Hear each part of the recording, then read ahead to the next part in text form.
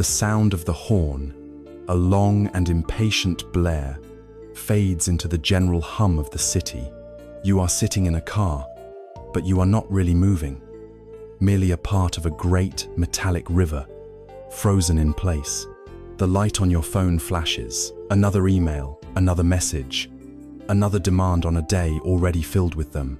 Your mind is a frantic space, a whirlwind of thoughts about the meeting you just left, the dinner you have yet to plan, a bill that needs to be paid, a difficult conversation you are avoiding.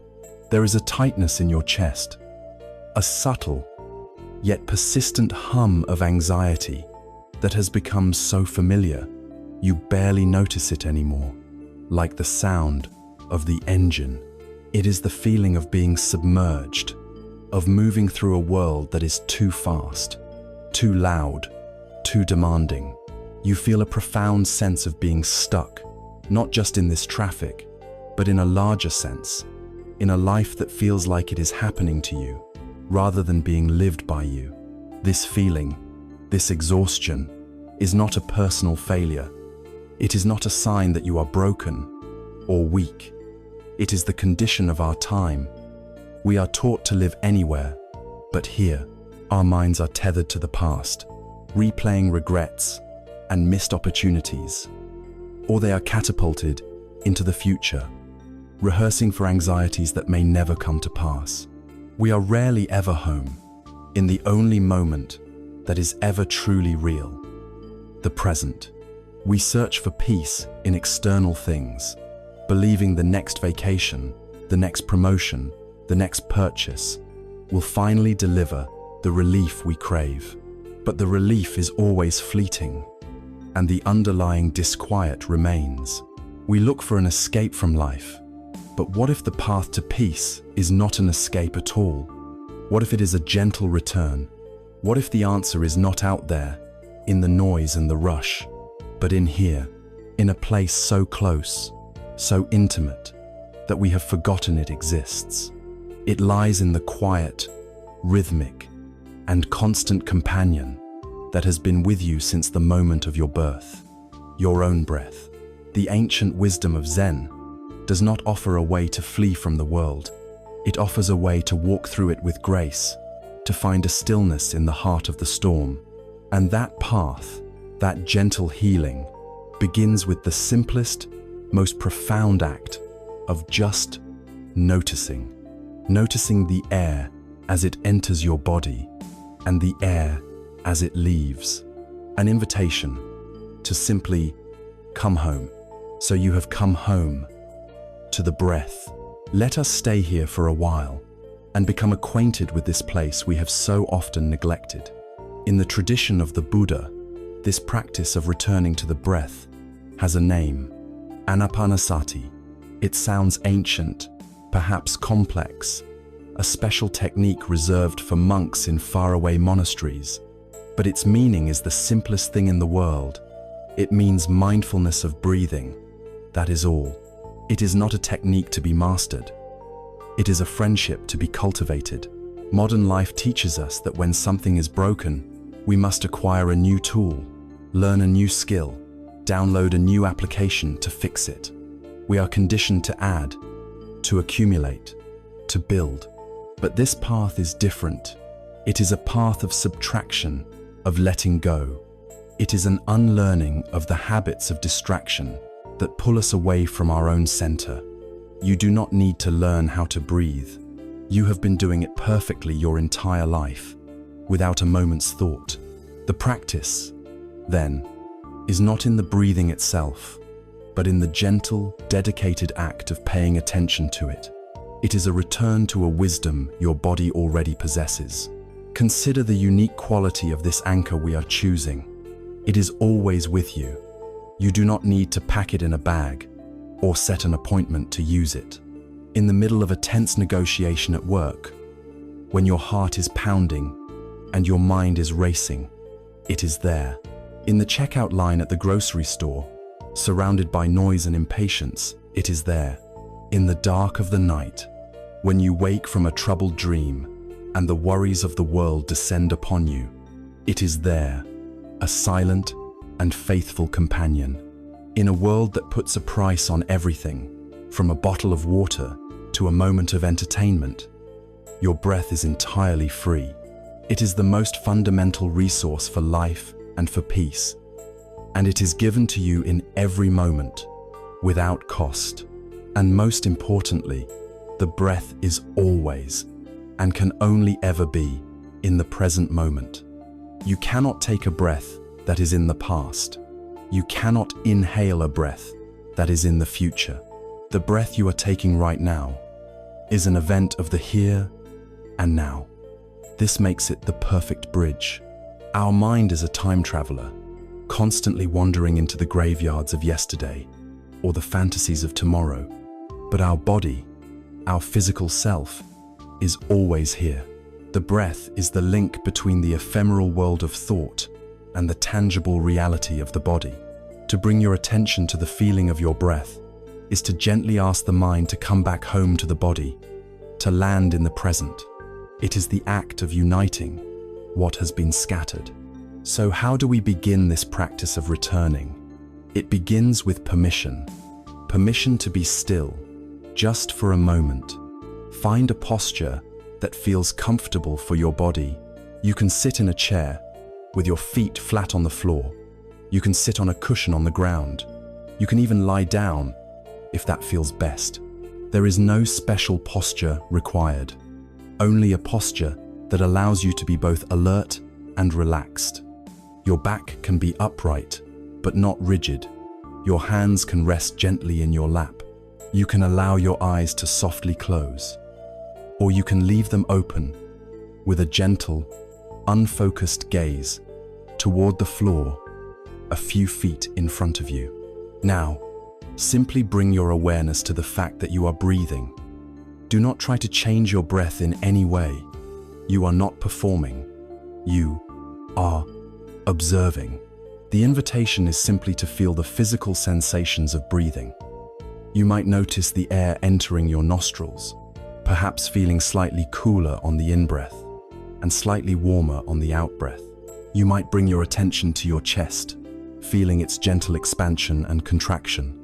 Or perhaps you can rest your awareness on your abdomen, feeling the belly rise with the in-breath and fall with the out-breath. Choose one of these spots, whichever feels most distinct to you, and let that be your home base, your point of focus. Your only task is to feel the beginning of the in-breath, the middle of it, and the end of it, to feel the pause that may exist between the in-breath and the out-breath, to feel the beginning of the out-breath, the middle of it, and the very end, as the air leaves your body. Allow the breath to be exactly as it is. If it is short and shallow, let it be short and shallow. If it is long and deep, let it be long and deep.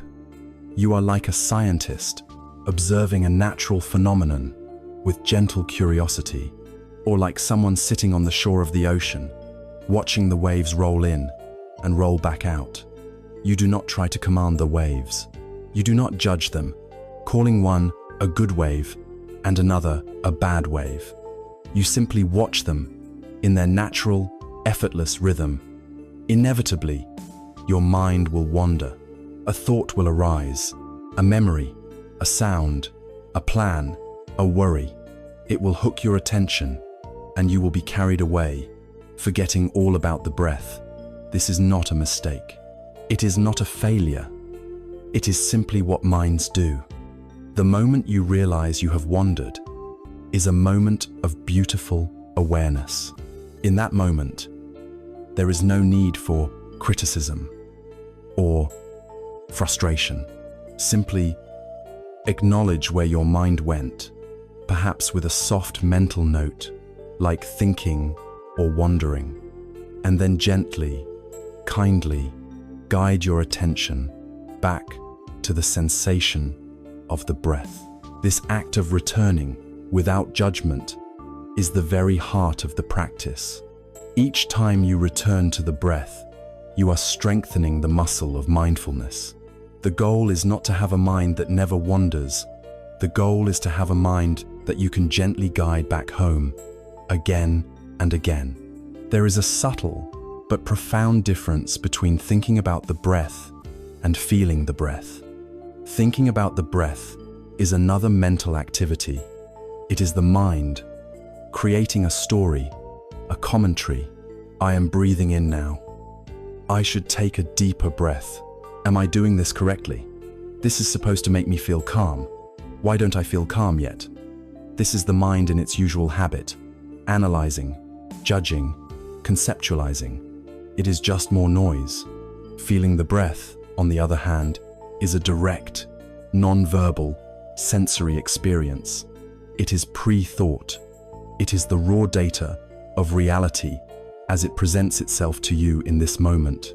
The physical sensation of air moving, the expansion of your ribs, the gentle pressure in your belly. When you are truly feeling the breath, there is no room for a story about it. You are simply with it. This is the shift from thinking to being.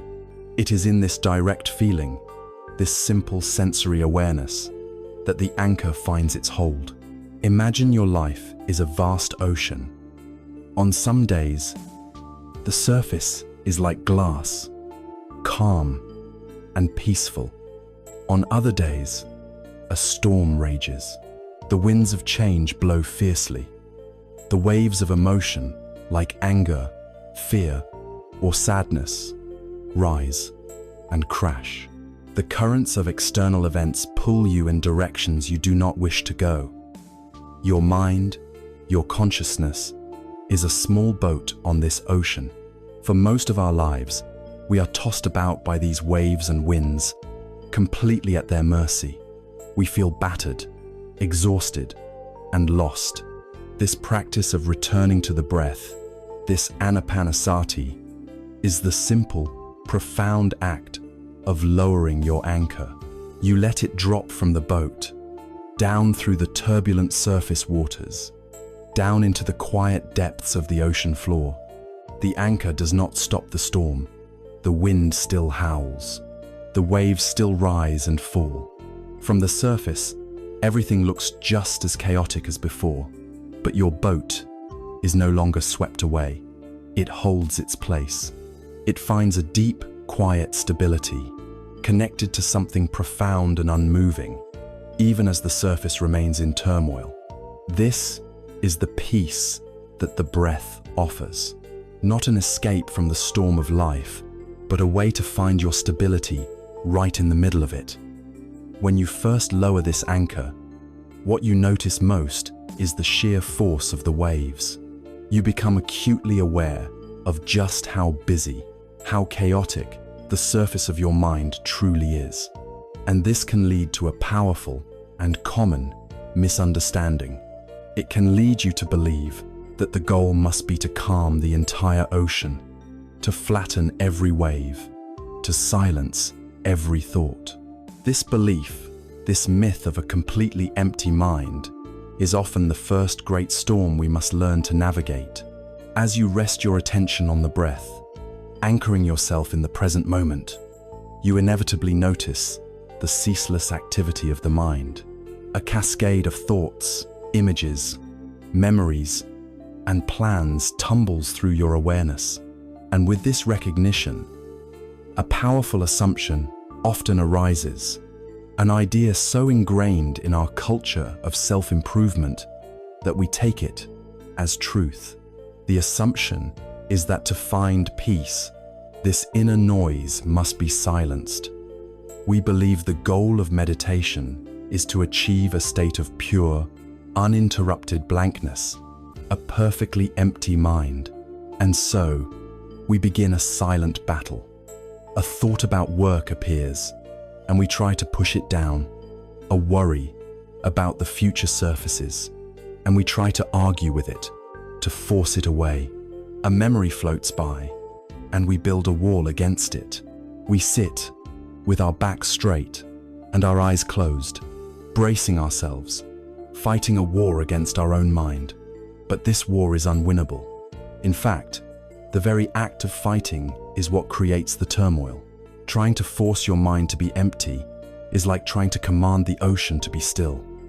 Imagine standing at the water's edge, demanding that the waves cease their movement. Your demand is not only futile, it is absurd. The nature of the ocean is to move, to have waves. The nature of a living, healthy mind is to produce thoughts. It is what it is designed to do. A thought is not an error. It is not a sign that you are failing at meditation. It is simply a sign that your brain is alive and functioning. The energy you expend trying to suppress a thought is immense. It creates tension in the body and agitation in the mind.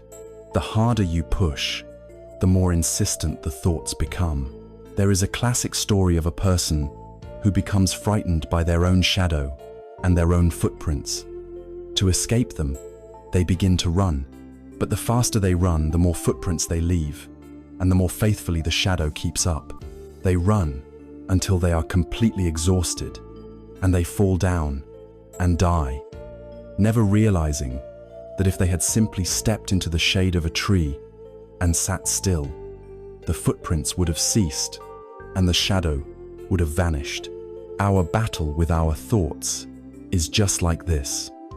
We are trying to outrun our own minds, a race that can only end in exhaustion. The solution is not to run faster, but to stop running altogether, to change our relationship with the thoughts, from one of conflict to one of acceptance. Let us propose a new metaphor, a new way of seeing. Imagine that your mind, your fundamental awareness, is not the collection of thoughts, but the space in which the thoughts occur. Imagine your mind is like a vast, open, limitless sky. The sky itself is inherently peaceful, clear, and boundless. It has no color, no shape, no limits. It simply is. Now, within this sky, weather happens. On some days, beautiful, fluffy white clouds drift lazily by. These are like our pleasant thoughts, our happy memories, our creative ideas. On other days, dark, heavy, ominous storm clouds gather, thunder rumbles and lightning flashes.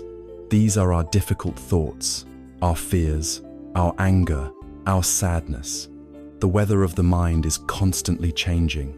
The clouds are always moving, shifting, forming, and dissolving. But here is the crucial insight. The sky is not the clouds. The sky is not damaged by the storm. It is not stained by the dark clouds, nor does it try to desperately cling to the white, fluffy ones. The sky does not identify with the weather.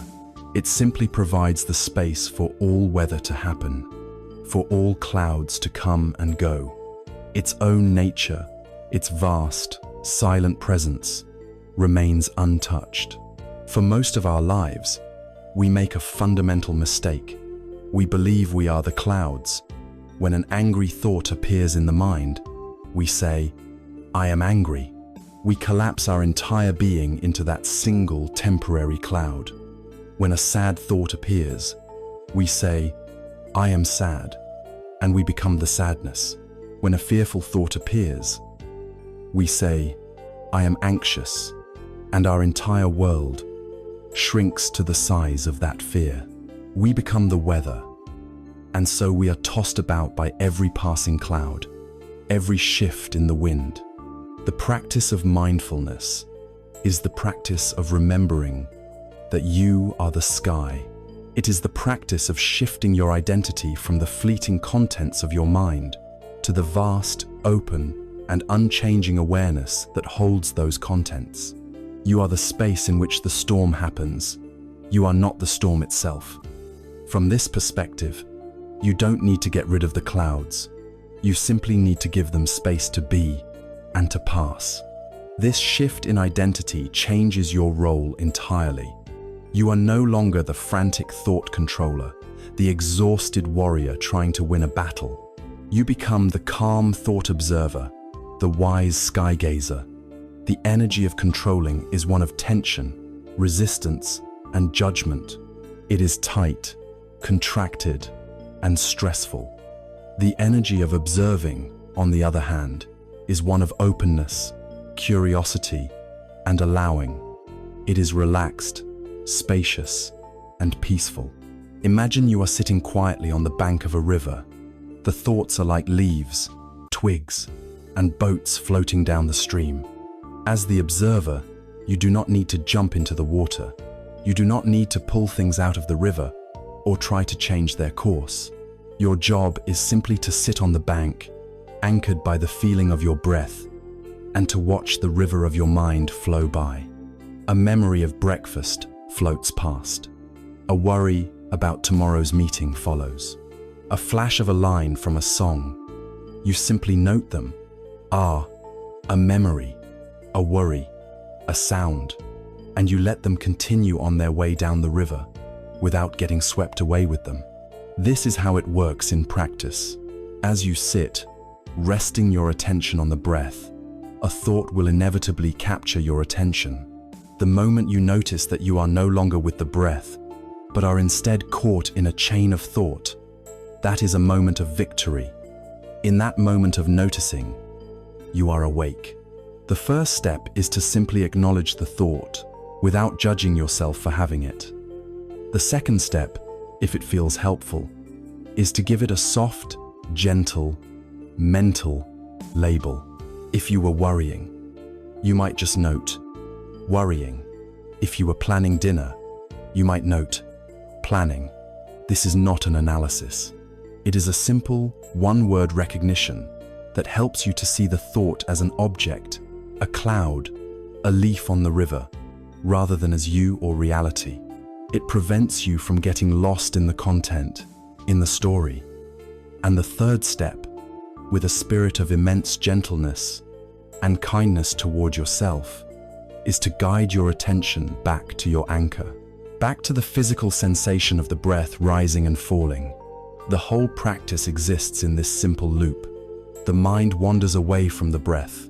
You notice, you gently label, you kindly return, over and over again. The point is not to stay with the breath without wandering. The point is the return. Each return is a profound act of self-compassion and training. By letting go of the war against our thoughts, by ceasing our attempts to create an artificially empty mind, we find something far more valuable. We find peace in the midst of the noise. We learn to be the calm, spacious sky that can hold all kinds of weather without being disturbed by it. We move from being the victim of our thoughts to being a wise and compassionate witness to them. This is the beginning of true freedom. And as we sit as this witness, no longer fighting, no longer resisting, we begin to notice the patterns of the thoughts themselves. We see how they jump, one to another, without logic or reason. We notice their restless, agitated, and almost frantic quality.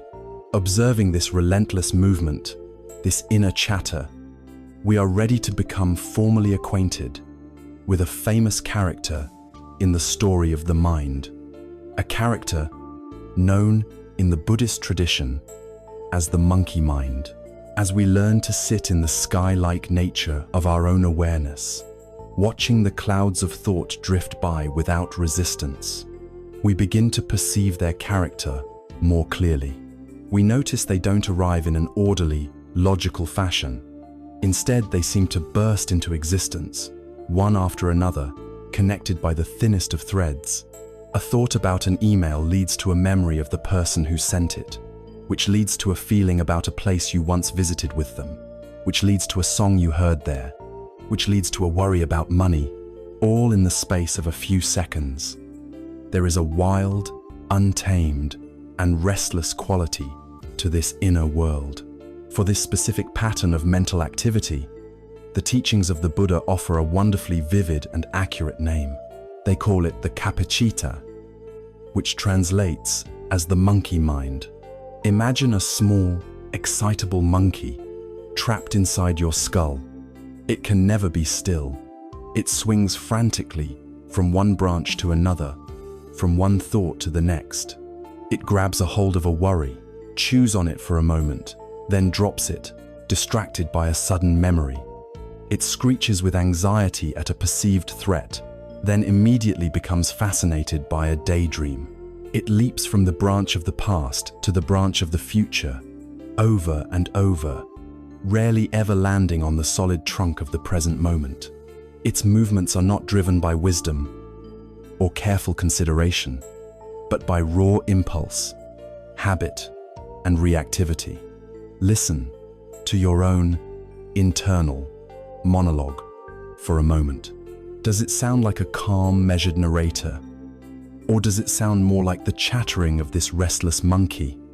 For most of us, if we are honest, the monkey is a very familiar companion. Its constant, low-level chatter is the background noise of our lives. Having a monkey mind is not a sign of personal deficiency. It is the baseline state of the untrained human mind, a shared inheritance that connects us all. To work with this monkey, it helps to understand where it came from. Its origins are twofold, one ancient and one very modern. From an evolutionary perspective, the monkey mind was a crucial survival tool. For our distant ancestors living on the savannah, a mind that was constantly scanning, constantly vigilant, was a mind that kept them alive. The monkey was the lookout in the treetop, perpetually searching the environment for two things: threats and opportunities. Is that a predator in the grass? Is that a source of food? Is that a potential mate? A mind that could sit peacefully and focus on one thing for too long was a mind that might not notice the approaching tiger. This deep, instinctual programming for threat detection and opportunity seeking is hardwired into the oldest parts of our brain. The monkey's restlessness is not its fault. It is its nature, a legacy passed down through countless generations. Now, take this ancient, hardwired tendency for distraction and place it in the context of our modern world. Our society has become the monkey's perfect jungle gym. We have engineered an environment that not only accommodates the monkey mind, but actively rewards and strengthens it. Every notification on your phone is a new, shiny branch to swing to. Every hyperlink is a tempting vine leading to another part of the forest. Every social media feed is an infinite scroll of novelties, provocations, and comparisons, designed by very intelligent people to capture and hold the monkey's attention. We celebrate multitasking as a virtue, rushing from one task to another, believing that being busy is the same as being productive. We have, in effect, sent our inner monkey to a high-intensity training camp, making it faster, more agitated, and more demanding than ever before. We are conditioning ourselves for distraction, and then we wonder why we find it so difficult to find a moment of peace. The real danger, the true source of our suffering, is not that the monkey exists. The problem arises when we mistake the monkey's chatter for the truth, when we believe its voice is our own. When the monkey screeches in panic, "You are a failure, you will never be good enough," a part of us believes it. When it whispers resentfully, "They don't respect you, they are talking about you behind your back," we take its paranoid fantasies as fact. We collapse our identity into the monkey's ever-changing, fear-driven narrative. We become a prisoner to its whims, a servant to its anxieties. The entire project of mindfulness is to break this spell of identification. It is the gradual and compassionate process of realizing that you are not the monkey. You are the one who is aware of the monkey. You are the spacious, silent consciousness that hears its chatter. This realization creates a space, a gap between the voice and the listener. And in that space, freedom is born. You move from being the captive in the cage to being the gentle zookeeper. So what does a wise zookeeper do?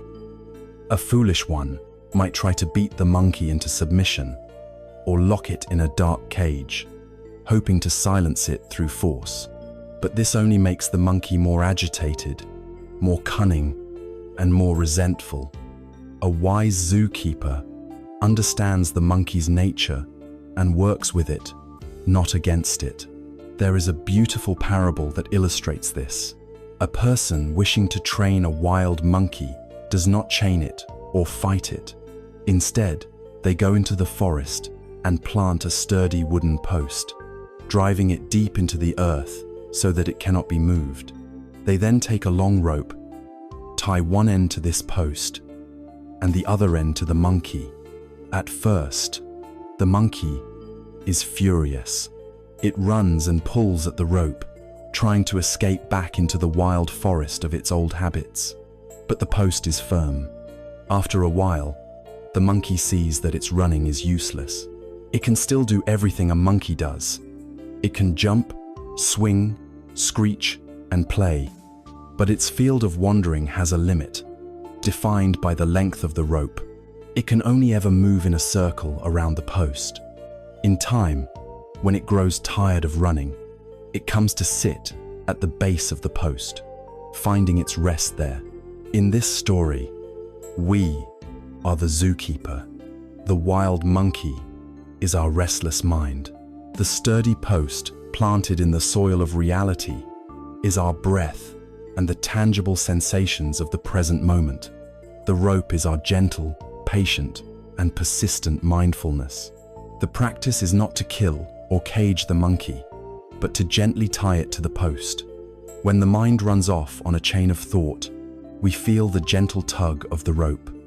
That is the moment of awareness. And with kindness, we guide the monkey back toward the post. The practice of naming, or noting that we have explored, is part of this taming. When we see the monkey jumping up and down with worry, we can gently note worrying. When we see it obsessing over a plan, we can note planning. This act of naming helps us see the monkey's behavior clearly. Without getting caught up in the drama, we are simply observing our beloved, if sometimes difficult, monkey. As we practice this, something remarkable happens. The monkey does not disappear, but its frantic energy begins to calm. The periods of rest at the base of the post grow longer. The world within begins to feel less like a chaotic battle and more like a space we can inhabit with peace. Yet, even as we learn to work with this restless energy, its very nature points to a deeper truth. The monkey is always seeking something else, something better. It is never content with what is right here. This constant underlying hum of dissatisfaction, this feeling that something is missing or not quite right with our experience, is not just a quirk of the monkey mind. It is a fundamental characteristic of our existence as we usually experience it. The Buddha gave this feeling a name. He called it dukkha. It is the first noble truth, the starting point for the entire path of wisdom. And it is to this profound and subtle truth of dissatisfaction that we must now turn our attention. The chattering of the monkey mind, its restless swinging from desire to aversion, is not the root of our unease. It is merely a symptom. It is the visible tremor on the surface, signaling a deeper current below. If we listen closely, beneath the monkey's noise, we can perceive a more fundamental feeling. It is a subtle, yet persistent sense that something is not quite right. A low-grade hum of dissatisfaction, a feeling of friction, as if we are walking through life with a small pebble in our shoe. It is the vague disappointment that follows a long-awaited success, the quiet loneliness in a crowded room, the gnawing sense that no matter what we achieve, it is never quite enough. This pervasive experience of unsatisfactoriness, of life being subtly out of joint, has a name in the ancient language of the Buddha. The name is dukkha. This word, dukkha, is often translated into English simply as suffering, but that translation is too harsh. too dramatic. It conjures images of only the most extreme pain and tragedy. And while dukkha certainly includes these, its meaning is far broader, more subtle, and more intimate. Think of it less as suffering and more as unsatisfactoriness, stress, or disquiet. It is the inherent unreliability of a life that is always changing, always in flux. To speak of dukkha is not to make a pessimistic or negative judgment about life. It is not to say that life is all bad or that joy and happiness are not real. On the contrary, it is an act of supreme courage and realism. It is like a doctor making a clear and honest diagnosis. A good doctor does not tell a patient what they want to hear. They tell them what they need to know to begin the process of healing. The first noble truth, the truth of dukkha, is the Buddha's compassionate diagnosis of the human condition. It is the essential first step, for we cannot find a cure until we have correctly identified the ailment. To understand this diagnosis more deeply, the teachings break it down into three distinct, yet interwoven, types or flavors of dukkha. The first is the most obvious, the one we all recognize instantly. It is called dukkha, which means the pain of pain. This is the straightforward suffering of body and mind. It is the sharp pain of a migraine headache, the chronic ache of an ailing back, the deep sorrow of losing someone you love, the sting of betrayal, the terror of a frightening diagnosis, the despair of failure. This is the overt pain that makes us cry out. It is an unavoidable feature of having a human body and a human heart in a world of sickness, old age, and loss. No amount of positive thinking can wish this reality away. This is the first arrow that life, at times, will inevitably shoot at us. The second flavor of dukkha is more subtle and perhaps even more pervasive in our modern lives. It is called viparinama dukkha, the pain of change, or the suffering of pleasure. This sounds like a contradiction. How can pleasure be a form of suffering? The suffering arises not from the pleasure itself, but from the fact that it is temporary. Think of a perfect, golden moment, a beautiful vacation on a warm beach, the sand between your toes, the sound of the waves, a joyful celebration with friends, the first flush of a new love, a moment of great professional triumph. These moments are wonderful. They are real, and they are to be cherished. But even in the midst of that joy, is there not a tiny, quiet voice of anxiety, a subtle clinging, a wish that this moment could last forever? This is the seed of viparinama dukkha. We know, consciously or unconsciously, that the vacation will end. We will have to pack our bags and return to our ordinary life. The celebration will be over. Relationships change. The thrill of success fades. It is our attachment to the pleasant experience, our desperate attempt to hold on to it, to freeze it in time, that creates the pain. The more we cling, the more we suffer, when it inevitably changes and slips through our fingers. The very thing that brings us happiness becomes a source of our anxiety because of its impermanent nature. The third flavor of dukkha is the deepest and most foundational.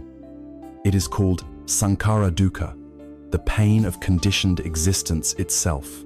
This is the background hum of unsatisfactoriness that is woven into the very fabric of our lives, simply because we are a self made of constantly changing, interdependent parts. Our bodies, our feelings, our thoughts, our perceptions, our consciousness, all of it is in a state of ceaseless flux. Nothing is solid, nothing is permanent, nothing is entirely under our control. There is no solid ground to stand on.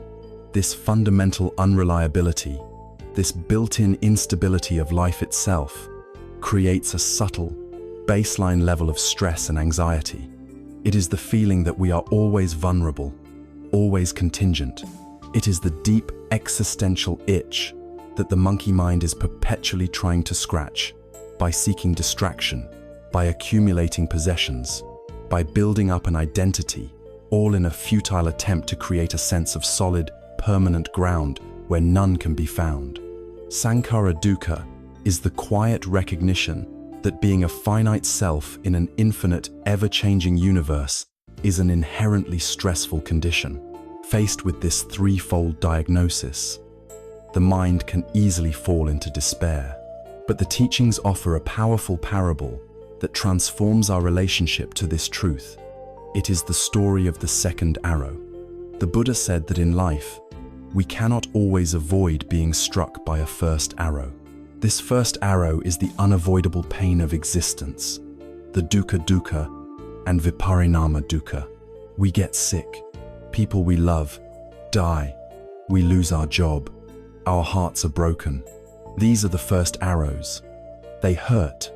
There is no practice that will make you completely immune to them. However, most of us, when struck by the first arrow, immediately proceed to shoot a second arrow into ourselves, and a third, and a fourth. This second arrow is our mental reaction to the first. It is the story we tell about the pain. It is the voice of the monkey mind screaming, "Why me? This shouldn't be happening. I can't stand this. It's not fair. My life is ruined." It is the arrow of blame, of self-pity, of resistance, of anger, of fear. The pain of the first arrow is unavoidable, but the suffering of the second arrow is optional. It is the suffering we create for ourselves. The practice of mindfulness does not stop the first arrow, but it teaches us to notice the impulse, to shoot the second one. It allows us to feel the raw, clean pain of the first arrow fully, with compassion and acceptance, without adding the immense and unnecessary torment of the second, third, and fourth arrows of our own mental reactivity. This is where our power lies.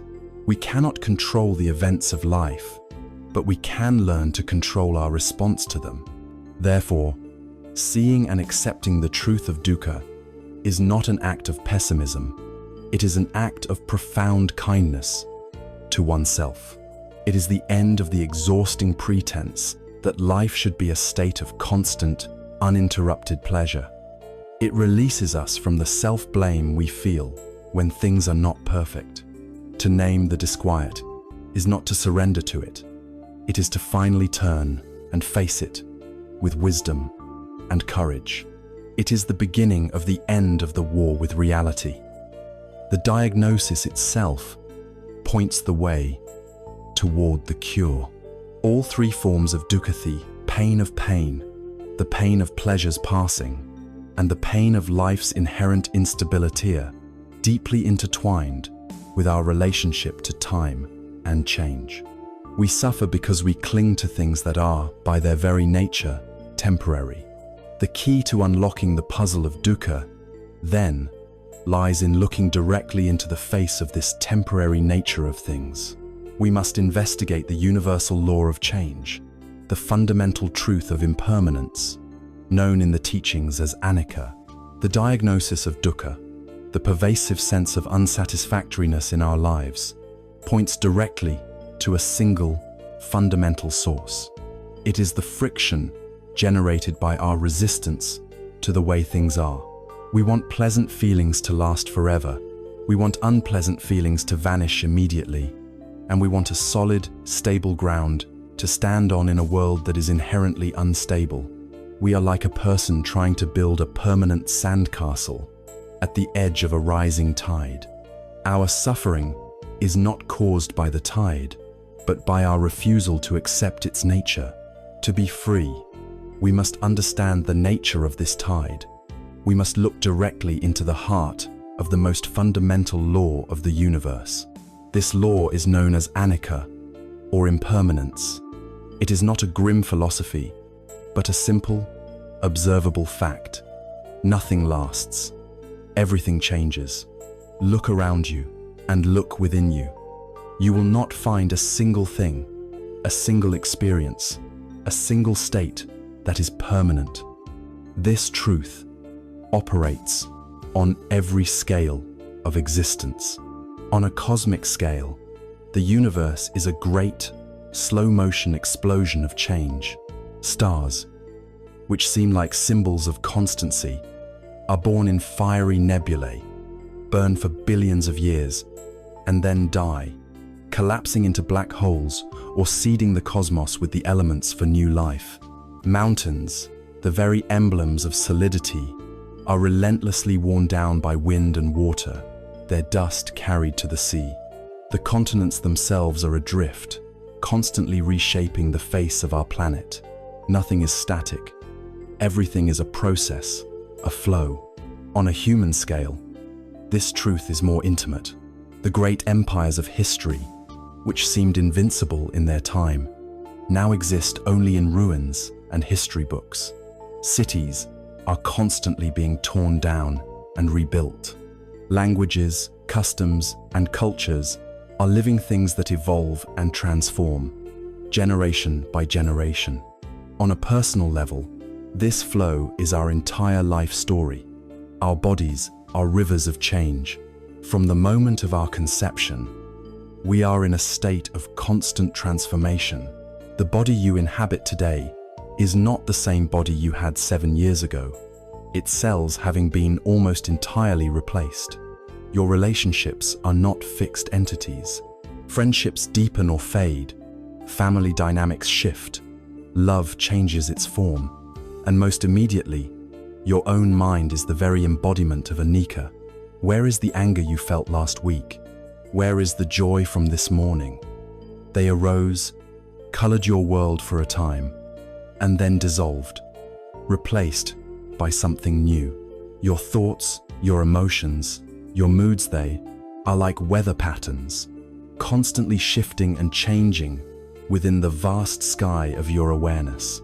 To see anicca is simply to see reality as it is, a magnificent, unceasing, and universal dance of arising and passing away. The untrained mind, the monkey mind, hears this truth and often recoils in fear. If nothing lasts, what is the point? If everything I love will be lost, does life not become a tragedy? This is a natural first reaction, born from our deep-seated desire for security and permanence. But the wisdom of this teaching is that it is not a tragedy, it is a profound liberation. If you look again, you will see that anicca is not a curse, but a blessing. Because everything changes, it means that suffering is also not permanent. The darkest depression, the most piercing grief, the most consuming anxiety, it too is subject to the law of anicca. It too will pass. This is not a platitude, but a fundamental promise of the universe. No storm lasts forever. No winter fails to turn into spring. Anicca is the guarantee that no state is final, that change and renewal are always possible. It is the ultimate source of hope in our most difficult moments. Furthermore, impermanence frees us from the crushing weight of the past. The mistakes you have made, the regrets you carry, they are not etched into a permanent stone tablet of your being. They were a cloud formation that has already drifted on. The person you were 10 years ago, or even 10 minutes ago, does not have to define the person you are right now. In every moment, in every breath, you have the capacity to begin again. Anicca liberates us from the prison of a fixed identity, allowing for growth, learning, and transformation. It is the ultimate permission to let go of who you thought you were and to open up to who you might become. This is not just an intellectual concept to be believed. It is a truth to be observed, a living practice. You can practice seeing anicca everywhere. Go outside and watch the clouds. Notice how they are never the same from one moment to the next, constantly morphing, dissolving, and reforming. Look at a flower. See its entire life cycle as a lesson. In impermanence, the tight bud, the glorious full bloom, and the inevitable wilting and decay as it returns its elements to the earth. Sit by a river and watch the water flow. It is the perfect metaphor for reality. It is always moving, always fresh, always new. The ancient Greek philosopher Heraclitus said, "No man ever steps in the same river twice, for it's not the same river, and he is not the same man." This is the essence of anicca. You can also observe this truth within yourself. During your meditation, simply watch the flow of your own breath. Each breath is a complete drama of arising, abiding, and passing away. The in-breath is born. It sustains the body for a moment, and then it dies, effortlessly giving way to the out-breath. You cannot hold on to it. It is a perfect, miniature lesson in letting go, repeated 20,000 times a day. You can watch your feelings in the same way. When a wave of sadness or joy arises, instead of being swept away by it, can you just observe it as a temporary energy in your body? Can you feel its texture, its vibration, without clinging to it or pushing it away, knowing that, like a wave, it will crest and then dissolve back into the ocean of your being? When we truly begin to absorb the reality of impermanence, it radically changes our relationship to the present moment. If this moment is fleeting, unrepeatable, and will never come again in the whole of eternity, it suddenly becomes infinitely precious. The knowledge that everything is passing away is not a reason for despair, but a powerful call to wake up right now. It is an invitation to engage with your life fully before it is gone. Because this cup of coffee is an unrepeatable event, you can choose to truly taste it. Because this conversation with a loved one is a unique configuration of moments that will never happen again in exactly the same way, you can choose to truly listen. Because this sunset is painting the sky in a way that is unique to this evening, you can choose to truly see it, instead of being lost in the chatter of your monkey mind. The awareness of death is what makes us truly alive. Anicca is what infuses life with its meaning, its beauty, and its poignancy. So we learn to see the dance of life, the constant arising and passing of all phenomena. We practice flowing with this rhythm, rather than building dams of resistance against it. In doing so, we release the tension, the friction, the dukkha that comes from fighting reality. But a question remains. If we can see and understand this truth, why do we still get caught? Why do we still cling and grasp and push away? It is because seeing the truth is one thing, but overcoming the deep, instinctual habit of resisting it is another. There is a powerful force within us, an engine of desire that is constantly trying to freeze the river, to hold on to the pleasant, to banish the unpleasant. This deep-seated drive, this thirst for things to be other than they are, is the very heart of the monkey's restlessness. In the teachings, this force has a name. It is tanha, or craving, and it is this powerful, primal thirst that we must now turn to investigate. We have seen that our world is a great, flowing river of impermanence, of anicca. We have seen that our suffering, our dukkha, arises not from the river itself, but from our frantic attempts to build a dam, to stop the flow, to cling to the driftwood of pleasant moments as they float by. The question we must now face is, what is the force that powers this frantic building and clinging? What is this deep, powerful instinct within us that resists reality, that constantly insists that things should be different than they are? In the Buddha's teaching, this force is identified with pinpoint accuracy. It is the second noble truth, the origin of our dissatisfaction. It is called tanha. The word literally translates as thirst, but it can also be understood as craving, clinging, or grasping. Tanha is the engine of the monkey mind. It is the deep, primordial itch of existence, the unquenchable thirst that drives us to endlessly seek pleasure and push away pain. This thirst is not a simple, single desire. It manifests in three distinct, yet related, ways. The first and most familiar is kamatanha, the craving for sense pleasures. This is the thirst for things that delight our eyes, ears, nose, tongue, and body. It is the craving for a delicious meal, for beautiful music, for a luxurious feeling, for a captivating view. It is the pull we feel toward a new piece of technology, a more stylish article of clothing, a more impressive car. This is the level of craving that the world of commerce knows so well. It is the thirst for stimulation, for entertainment, for experiences that make us feel good. It is the constant search for the next sensory hit that will temporarily distract us from any underlying unease. The second flavor of this thirst is deeper and more entwined with our sense of self. It is bhavatana, the craving to become. This is the thirst for existence, for identity, for status. It is not just about having something pleasant. It is about being someone who has pleasant things.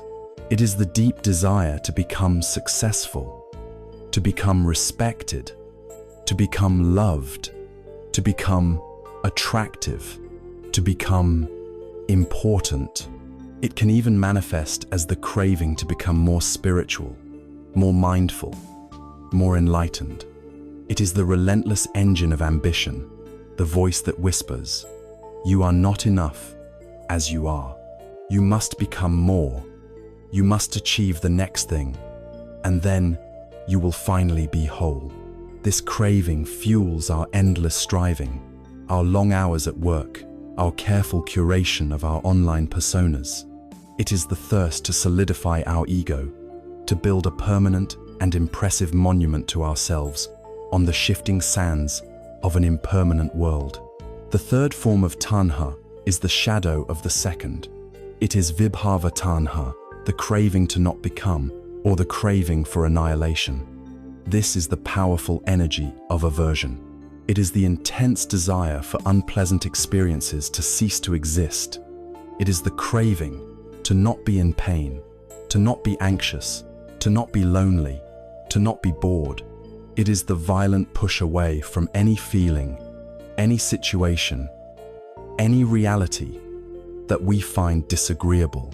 When we are faced with discomfort, this is the thirst that drives us to numb ourselves, to distract ourselves, to escape at any cost. It is the impulse behind doom scrolling through our phones to avoid a difficult emotion, the urge to have a drink to forget a hard day, the habit of filling every spare moment with noise and activity to avoid the silence where our anxieties might speak. It is the desire to annihilate the parts of our experience, and sometimes even the parts of ourselves that we have judged as unacceptable. Together, this trinity of thirsts, the pull toward pleasure, the striving to become, and the push away from pain creates the constant, exhausting inner tug-of-war that defines the unexamined life. Our modern world has become a grand temple dedicated to the worship of tanha. It has been engineered with breathtaking precision to stimulate, amplify, and profit from these deep-seated human cravings. The entire industry of advertising is nothing more than the sophisticated science of manufacturing desire. Its fundamental message, repeated millions of times a day in countless forms, is always the same. You are incomplete. You lack something. Your life is not as happy, as beautiful, as exciting as it could be. But if you acquire this product, if you drink this beverage, if you take this vacation, then you will become whole. Advertising is the high priesthood of bhavatana, the craving to become. Social media platforms function as vast digital arenas for comparison and craving. We scroll through carefully curated highlight reels of other people's lives, a stream of perfect-looking relationships, exotic travels, and professional successes. This is an environment perfectly designed to make our own ordinary, messy, human life feel deficient.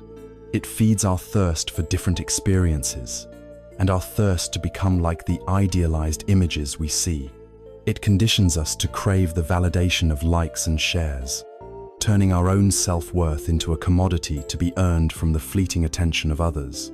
This endless stimulation creates a vicious cycle. We feel a sense of lack, an itch of dukkha, a desire, a tanha, arises to scratch that itch. We pursue the object of our craving. We buy the thing, we eat the thing, we watch the thing. For a brief moment, we experience a flicker of pleasure, a temporary relief.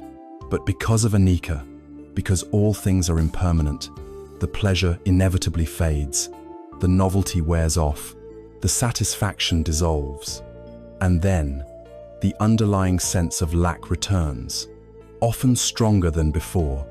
Boredom sets in, and so a new desire must be found. The cycle begins again. This is the great treadmill of dissatisfaction. The Buddha used a powerful metaphor for this process.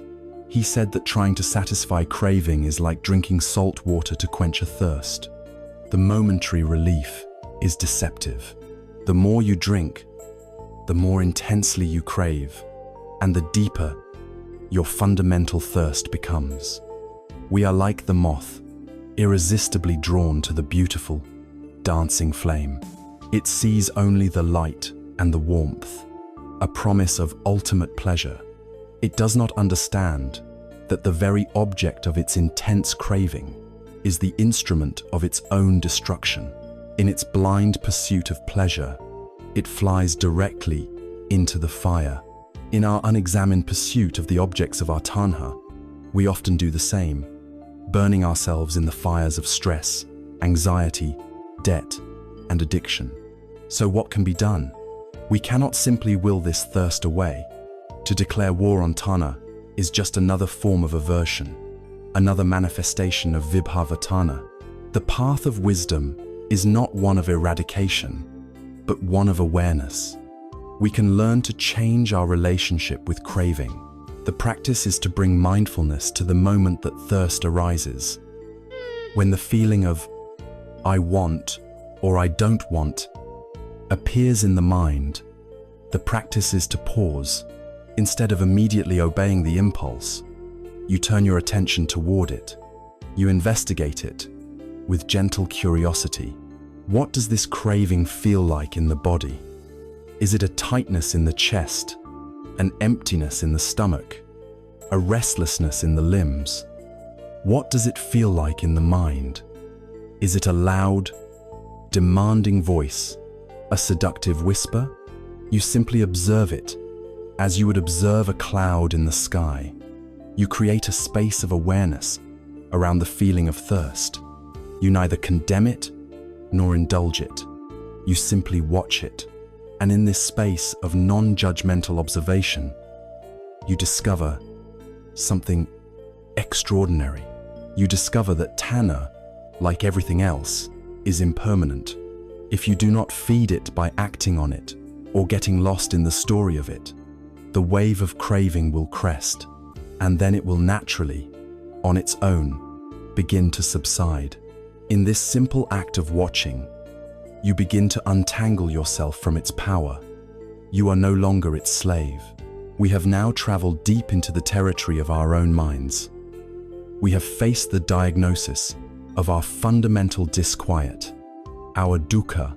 We have contemplated the universal law of reality, the ceaseless flow of anicca, and we have identified the root of our resistance to that flow, the powerful, primal thirst of tanha. We have examined the what and the why of our inner struggle. This clear seeing is the indispensable foundation for freedom. But wisdom is not merely a collection of concepts. It must be lived. It must be woven into the fabric of our days. And so, our journey now takes a practical turn. It is time to take this profound understanding off the meditation cushion and carry it with us into the most simple and essential activities of our lives. We will begin this embodiment of wisdom by learning to bring our full presence to the act of walking and the act of eating. As our journey has taken us through the inner landscapes of the mind, we have arrived at a profound understanding. We have the diagnosis of our disquiet, dukkha. We see the fundamental nature of reality, the ceaseless flow of anicca, and we have identified the root of our resistance to this flow, the insatiable thirst of tanha. This clear seeing is the foundation of wisdom. But wisdom that remains purely intellectual is like a detailed map of a beautiful land that we never actually visit. To be transformative, understanding must be married with practice. It must be lived, breathed, and embodied in the flesh and bone of our ordinary lives. Many of us believe that practice is something separate from life, something we must carve out special time for. We imagine we need a quiet room, a special cushion, an hour of uninterrupted silence. And while formal sitting meditation is a powerful and essential tool, it is only the beginning. The true laboratory for this work is not the cushion, it is the whole of your life. The real challenge and the real opportunity is to infuse our everyday activities with the quality of mindful presence. We do not need to find more time in our already crowded schedules. We simply need to learn how to inhabit the time we already have. We can begin this journey of embodiment with two activities so fundamental, so common, that we perform them every single day without fail: walking and eating. Consider the act of walking. For most of us, walking is a purely utilitarian act. We walk in order to get somewhere else. We walk from the house to the car, our mind already on the traffic. We walk from the car to the office, our mind already in the meeting. Our body is moving through space, but our awareness is lost in the future, rehearsing, planning, and worrying.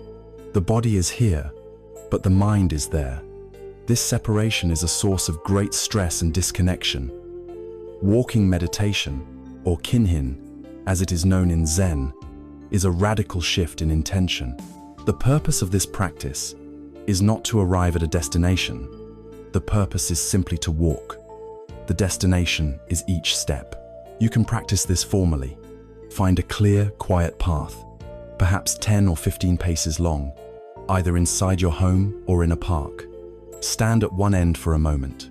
Feel the force of gravity, the weight of your body on your legs, the contact of the soles of your feet with the earth beneath you. Bring your awareness into your body. Then, begin to walk, perhaps a little more slowly than you are used to. Place your entire attention on the sensations in your feet. As you lift your right foot, feel it peeling away from the ground heel, ball, toes. Feel the lightness as it moves through the space. Then feel the contact as it lands again, heel first, then the ball of the foot, then the toes spreading on the ground. Feel the weight of your body transfer onto that foot. Now, feel the left foot lifting, moving, and landing.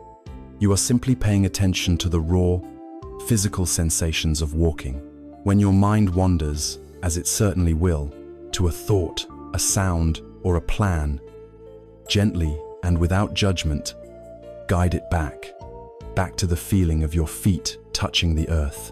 This is the practice: lifting, moving, placing, arriving, with every single step. You can bring this practice into your daily life. You do not need a special pathway or a designated time. As you walk from your desk to the kitchen, practice for just those 10 steps. Feel your feet on the floor. As you walk through a parking lot, instead of being lost in your phone, feel the firmness of the asphalt beneath your shoes. These are mindfulness bells you can ring for yourself throughout the day. Brief moments where you return from the scattered world of thought and land fully in your body, in the present moment. Each step becomes an anchor, a tiny island of peace in the midst of a busy day. Now, consider the act of eating. How do we typically eat? While scrolling through our phones, while watching television, while driving, while working. The food is on our plate, and then, a few minutes later, it is gone. We have tasted almost nothing. We have barely registered the act of nourishing our own body. Eating has become another task, to be checked off a list. Mindful eating is an invitation to transform this unconscious act into a profound meditation, an experience of sensual richness and deep gratitude. Let us imagine you are about to eat a single strawberry. Before you even bring it to your mouth, take a moment to simply look at it. See it as if you have never seen a strawberry before. Notice its vibrant, complex color. Notice the tiny seeds dotting its surface, the delicate green leaves at its crown. Now, pick it up, feel its weight in your hand, its unique texture against your fingertips. Bring it to your nose and inhale its scent. What does it smell like? Does the fragrance evoke any memories or feelings? It is the smell of summer, of the earth itself. Now, slowly, bring it to your lips. Notice the intention in your mind, the desire to eat. Place it in your mouth, but for a moment, just hold it on your tongue without chewing. Feel its shape, its temperature. Then, begin to chew, slowly. Release the explosion of flavor. Is it sweet? Is it tart? Notice the juices flooding your mouth. Pay attention to the changing texture as you chew. Can you hear the sounds of your own chewing? Try to follow the experience with your full attention. When you are ready to swallow, notice the intention, and then feel the physical sensation of the strawberry making its way down into your body, becoming a part of you. In that one strawberry, you can see the entire universe. You can see the sunshine that warmed it, the rain that watered it, the rich soil that nurtured it. You can see the farmer who planted the seed, the truck driver who brought it to the market, the hands that placed it in the container for you to buy.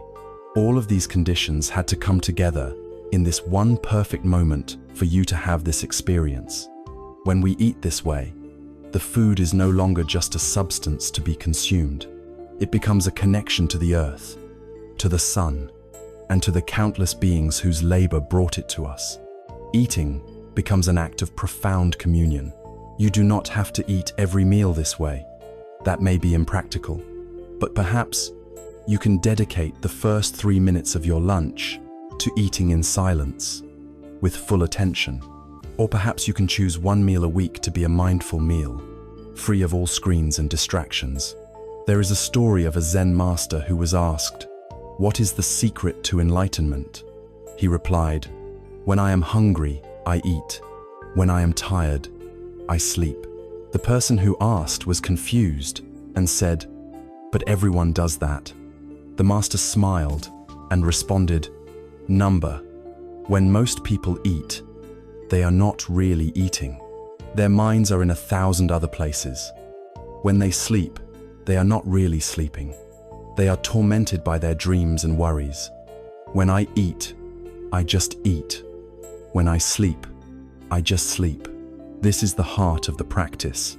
It is not about doing extraordinary things, but about doing ordinary things with an extraordinary quality of attention. By bringing mindfulness to walking and eating, we learn to close the gap between mind and body. We learn to be present for our own lives. And as we become more present for ourselves, a natural shift occurs. We begin to have the capacity to be truly present for others. This journey of embodied awareness naturally extends outward into our relationships, beginning with the simple, yet profound, act of listening. As we practice returning to our bodies through the simple acts of walking and eating, a subtle but profound shift begins to occur. the frantic energy of the mind starts to settle, and our awareness, once scattered and lost in thought, becomes more gathered, more present. This growing presence naturally begins to expand outward. We start to notice the world around us with greater clarity and richness. And one of the first and most powerful arenas where this new presence manifests is in our interactions with others. We begin to notice not just what we say, but how we listen. We come to realize that there is a vast difference between passively hearing the sounds someone makes and actively, consciously listening to them. Hearing is a biological process, an automatic function of the ears and the brain. Listening, true listening, is a spiritual practice. It is a conscious choice, an art form, and one of the greatest gifts we can offer another human being. Think for a moment. When was the last time you felt that someone was truly listening to you? Not just waiting for their turn to speak, not just nodding along while checking their phone, but giving you their complete, undivided, and compassionate attention. In those rare moments, you feel seen, you feel valued, you feel safe. The simple act of being heard can be profoundly healing. Now, turn the question around. How often do we offer this quality of listening to others? If we are honest, we must admit that most of our listening is not listening at all. It is a form of waiting, clouded by the incessant chatter of our own minds. We engage in many forms of poor listening. Perhaps the most common is listening only to reply. As the other person is speaking, we are not truly absorbing their words or feeling their emotional state. Instead, our mind is busy. It is formulating our counter-argument, preparing our defense, crafting our own witty anecdote, or searching for the perfect piece of advice. The conversation ceases to be a shared space of connection and becomes a debate, a competition, a series of disconnected monologues where each person is more interested in their own performance than in genuine understanding. Another common pattern is listening in order to fix. Someone we care about comes to us with a problem, a pain, or a frustration. Our immediate impulse, often coming from a place of good intention, is to jump into problem-solving mode. We say, "You know what you should do," or "Have you tried this?" We offer solutions, strategies, and unsolicited advice. But in our rush to fix the problem, we fail to hear the person. We invalidate their need to simply express their feelings and have them be acknowledged. By immediately trying to solve their issue, we subtly imply that their emotional state is a problem to be eliminated, rather than an experience to be shared and held. It shuts down vulnerability and prevents true intimacy. We also engage in autobiographical listening, where every story we hear becomes a prompt for our own. A friend shares a struggle they are having at work, and we immediately jump in with, "Oh, I know exactly what you mean. One time at my job." We hijack their narrative and make it about ourselves. Their experience is relegated to being a mere footnote in the grand story of our own life. Finally, and perhaps most corrosively, in our modern world, there is distracted listening. We are physically present, but our attention is fractured, splintered by the constant lure of our digital devices and the endless to-do list running in our heads. We give partial, intermittent attention, and this sends the clearest message of all. What is happening on this screen, or in my head, is more important than you are right now. Deep listening is the antidote to all of this. It is the conscious choice to set aside our own agenda, our own stories, and our own solutions, and to offer another person the empty, receptive space of our presence. It is a form of meditation where the object of our attention is not our own breath, but the being in front of us. To listen deeply is to give the most precious thing we have to give: our time, and our full awareness. It is a profound act of compassion. In the Mahayana Buddhist tradition, there is the figure of Avalokiteshvara, the Bodhisattva of compassion. One of the translations of this name is the one who perceives the sounds of the world. This being's great power is not in fighting or creating, but in their infinite capacity to listen to the cries of suffering without judgment, without turning away.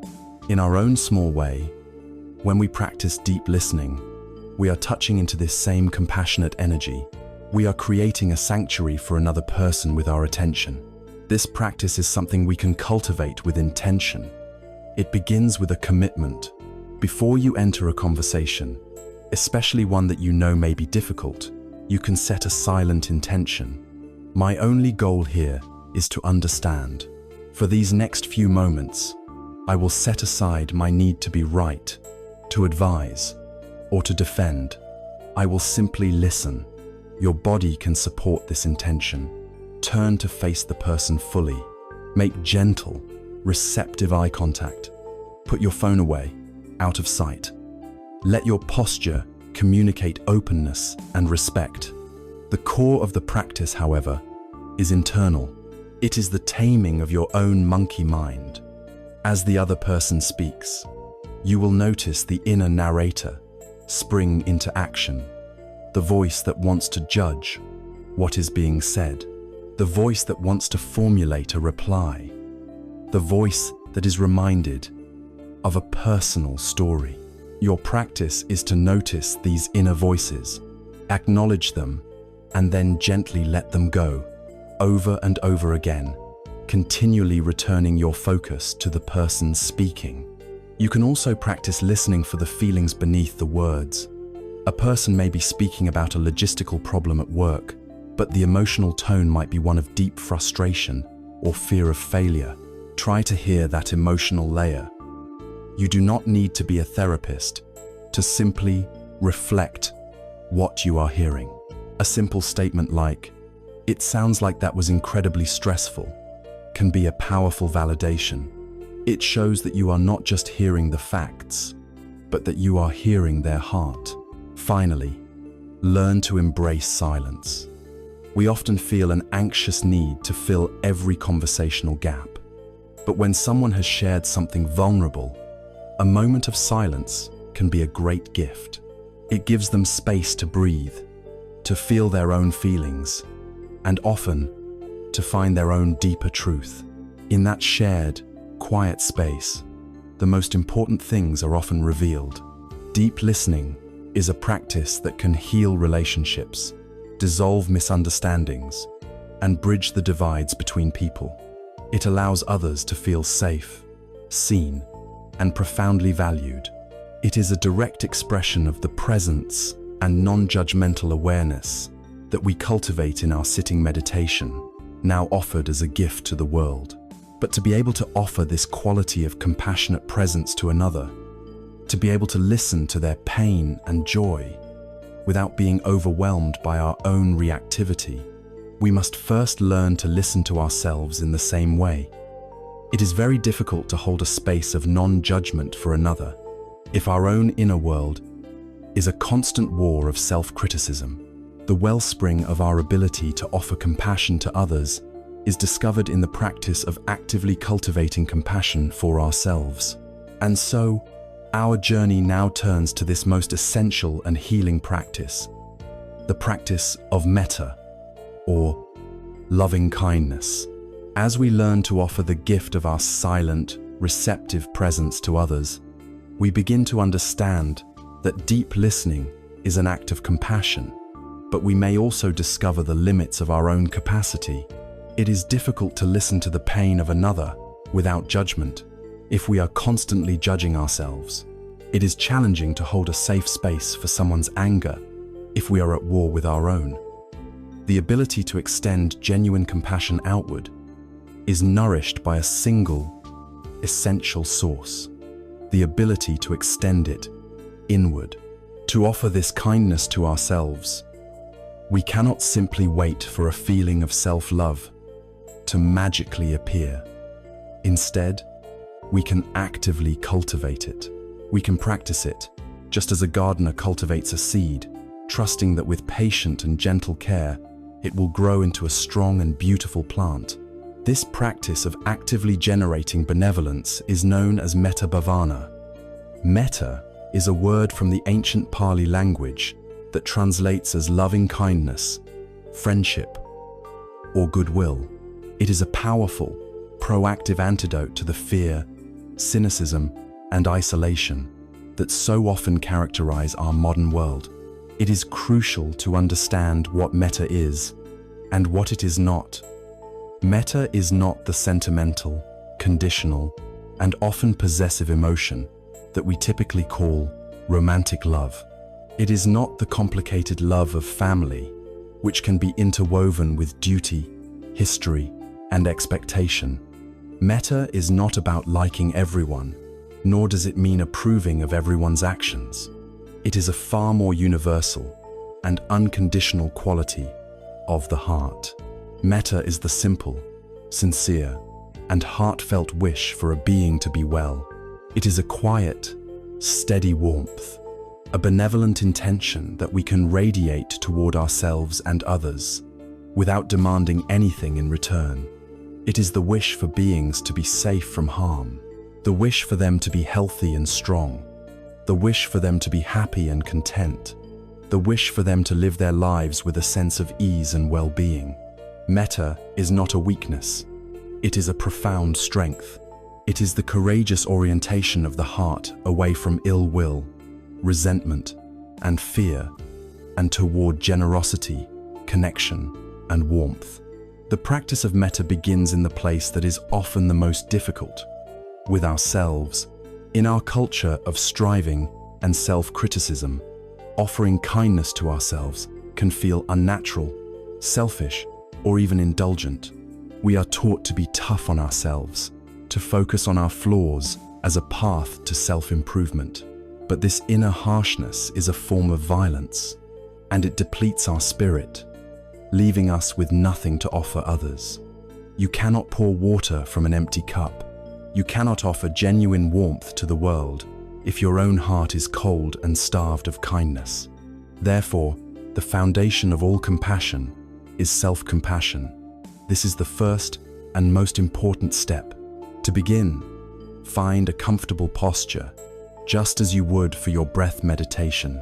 Allow your body to relax and your eyes to gently close. For a moment, simply be aware of your breath, allowing your mind to settle. Then, bring an image of yourself into your mind's eye. See if you can hold this image with a sense of gentleness. If this is difficult, you can simply bring awareness to the feeling of your body sitting here, this living, breathing being. Then, you begin to silently, slowly, repeat a series of phrases directed toward yourself. The traditional phrases are a beautiful starting point. You can adapt them if you wish, but their simple power has been refined over centuries. Softly, in your mind, you offer the words, "May I be safe. May I be healthy. May I be happy. May I live with ease." As you repeat these phrases, do not worry about manufacturing a particular feeling. Your task is not to force yourself to feel self-love. Your task is simply to make the offering.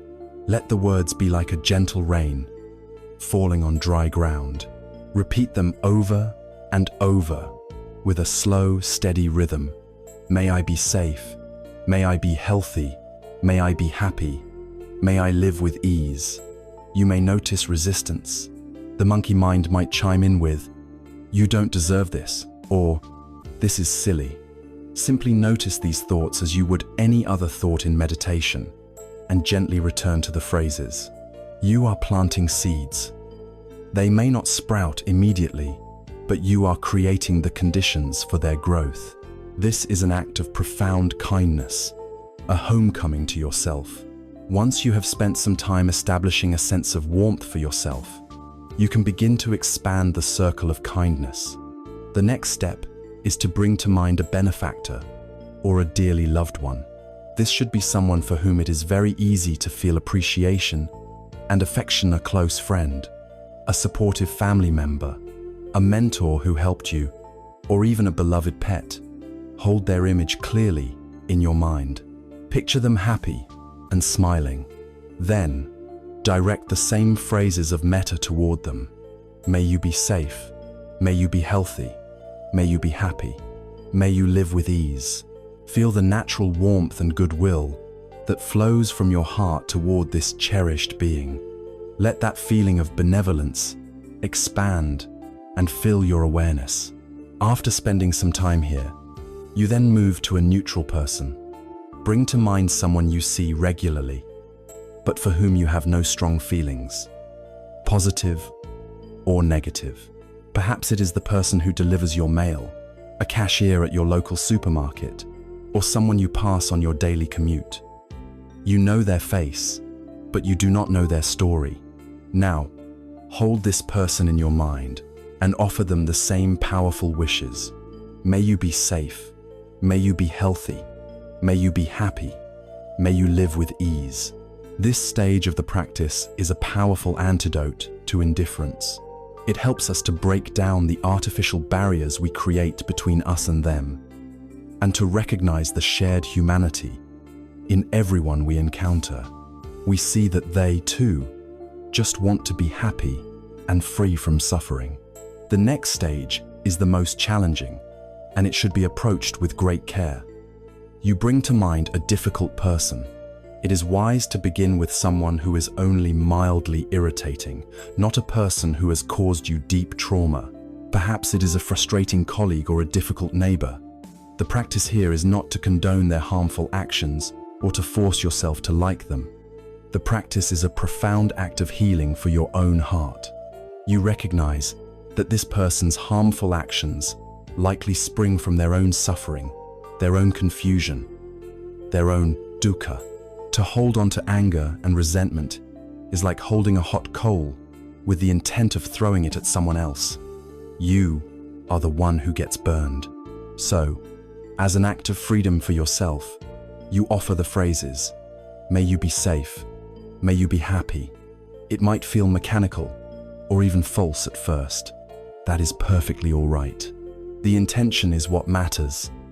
You are wishing for them to be free from the very suffering that makes them act in difficult ways. Finally, you let the circle of loving kindness become boundless. You extend these wishes to everyone in your city, in your country, and across the entire world. You extend metta to friends, to strangers, to those you love, and to those you find difficult. You extend it to all living creatures, great and small.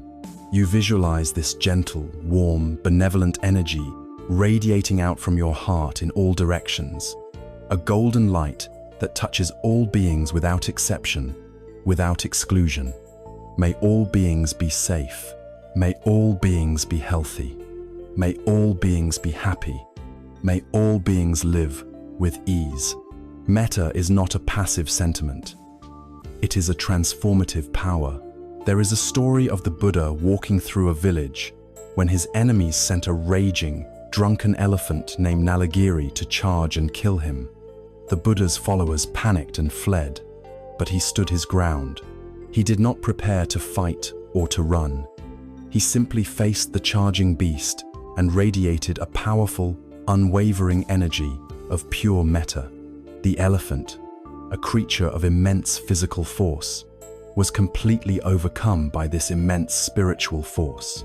It slowed its charge, grew calm, and knelt peacefully at the Buddha's feet. This story illustrates that loving kindness is the ultimate antidote to the forces of hatred, anger, and fear. It is the power that allows us to face our own inner raging elephants, our most difficult and destructive emotions. It gives us a way to meet them not with more violence, but with a courageous and healing compassion. And it is to the art of working with these difficult emotions that we now turn. The radiant energy of loving kindness, of metta, provides us with a foundational warmth and resilience. It is a benevolent force that we can offer to ourselves and to the world. And it is this very force that we need when we turn to face the more challenging territories of our inner landscape. Within each of us, there are powerful energies that we have been taught to fear, to condemn, and to control.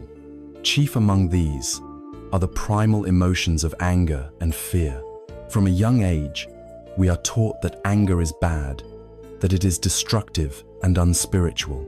We are taught that fear is a weakness, a sign of failure that must be hidden or overcome. And so, we spend a lifetime engaged in a secret, internal war against these fundamental parts of our own human experience. This war is both futile and profoundly exhausting. It is a battle against ourselves that can never be won. The path of wisdom does not ask us to defeat these emotions. It asks us to do something far more radical, courageous, and healing. It asks us to befriend them. Our typical relationship with difficult emotions falls into two unhealthy patterns. The first is suppression. When anger or fear arises, we pretend it is not there. We swallow it, push it down into the basement of our consciousness, and put on a mask of calm composure. We believe that if we ignore the feeling, it will go away, but it does not. Suppressed anger does not vanish. It curdles into resentment, bitterness, and depression. Suppressed fear does not disappear. It transforms into a chronic low-grade anxiety that hums beneath the surface of our days. This repressed energy becomes toxic, manifesting as tension in the body, a tight jaw, a knotted stomach, an aching back, and a general sense of being disconnected from our own vitality. The second pattern is uncontrolled expression. Here, instead of suppressing the emotion, we become completely possessed by it. We identify with it so fully that we are no longer a person feeling anger. We are anger itself. In this state, we lash out, saying and doing things that damage our relationships and create deep regret. When possessed by fear, we become paralyzed, unable to move forward, our world shrinking to the size of our anxiety. Both of these pattern suppression and blind expression are born from the same root, the belief that the emotion itself is a dangerous enemy that must be either imprisoned or annihilated. The mindfulness approach offers a third way, a middle path. It suggests that the problem is not the emotion, but our adversarial relationship to it. The great Zen master Thich Nhat Hanh offered a beautiful and powerful analogy for this practice. He taught us to think of a strong emotion like anger as a crying baby. Imagine you are in your home, and suddenly you hear your infant crying in the other room. What is the response of a good parent? A good parent does not lock the door and pretend they can't hear the baby. That is suppression. A good parent does not go into the room and yell at the baby to be quiet. That is aggression. The response of a good parent is immediate and compassionate. You stop what you are doing. You go to the baby, you pick it up gently, and you hold it in your arms. You embrace it. You do not yet know why the baby is crying if it is hungry or wet or scared. But the first and most important action is to simply hold it, to soothe it with the warmth and stability of your presence. Your embrace says, "I am here for you. I will not abandon you." This is precisely how we can learn to work with our own anger and fear. When you feel the heat of anger or the chill of fear beginning to rise within you, that is the sound of your inner baby crying. The first step is to stop what you are doing and turn your attention inward. The second step is to acknowledge the emotion, to pick it up gently with your awareness. You can say to yourself, with a kind and non-judgmental inner voice, "Ah, anger is here. I see you." Or, "Hello, fear. my old friend. This simple act of naming the emotion creates a space between you and it. You are no longer possessed by it. You are becoming the compassionate witness of it. The third step is to hold the emotion, to embrace it. You use your mindful breath as your loving arms. You breathe in and out, not to push the feeling away, but to create a space of acceptance around it. You can direct your breath toward the part of your body where you feel the emotion most strongly, the fire in your chest, the knot in your stomach, the tension in your shoulders. You are just holding the raw, physical energy of the emotion with tenderness, rocking it gently with the rhythm of your breath. Once the baby has been held for a while, once the initial intensity of the emotion has been soothed by the balm of your mindful presence, it may begin to quiet down. And in that relative quiet, you can begin the fourth step, listening. You can ask your emotion, with gentle curiosity, what is it you are trying to tell me? What do you need? You will find that these powerful emotions are not random or malicious. They are messengers, often carrying vital information for your well-being. Anger, for instance, is often a messenger of justice. Its heat arises when one of your core values has been violated, when a boundary has been crossed, or when you perceive an injustice toward yourself or others. It is a powerful, protective energy that says, something is wrong here and needs to be addressed. By listening to your anger, instead of either suppressing it or blindly acting it out, you can gain clarity about what needs to be protected or changed in your life. You can then choose to act wisely, with clarity and strength, rather than reacting blindly from a place of rage. Fear, too, is a messenger. It is our ancient built-in alarm system, a messenger from the future, designed to alert us to potential threats to our survival and safety. When fear arises, we can hold it with our breath and listen to its message. Is it pointing to a real and present danger that requires our immediate attention and planning? If so, fear is a wise ally, giving us the energy to prepare and protect ourselves.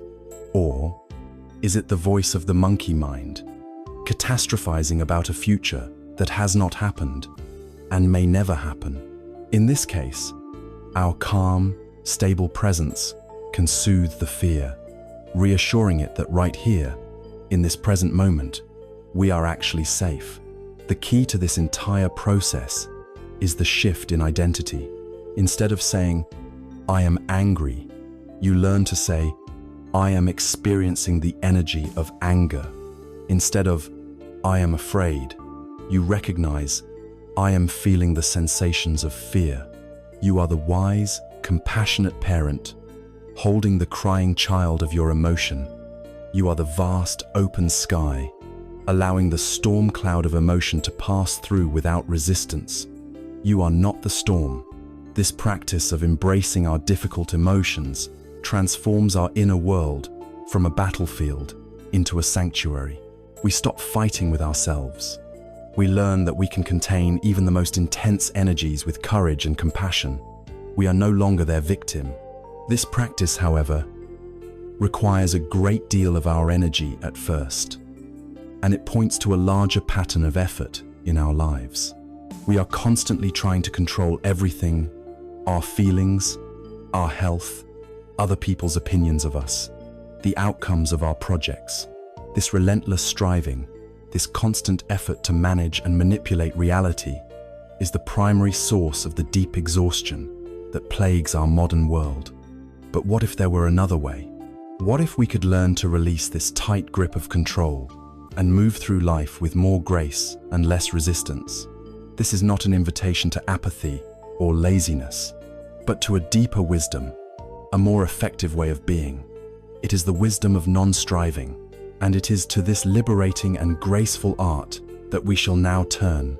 As we become more skilled at embracing our inner world with compassion, a certain pattern becomes clear. We see that so much of our tension both mental and physical, comes from a place of effort, a place of struggle. We are constantly trying to control our emotions, to manage other people's perceptions, to force outcomes, and to wrestle reality into a shape that matches our desires. Our culture glorifies this struggle. It celebrates the hustle, the grind. We are taught from a young age that success and even happiness is the direct result of relentless, forceful striving. We believe we must row with all our might, and that the churning water and the aching muscles are the very proof of our progress. But this constant, white-knuckled effort is the source of our deep, collective exhaustion. We are trying to force the river of life to flow uphill, and then we wonder why we are so tired.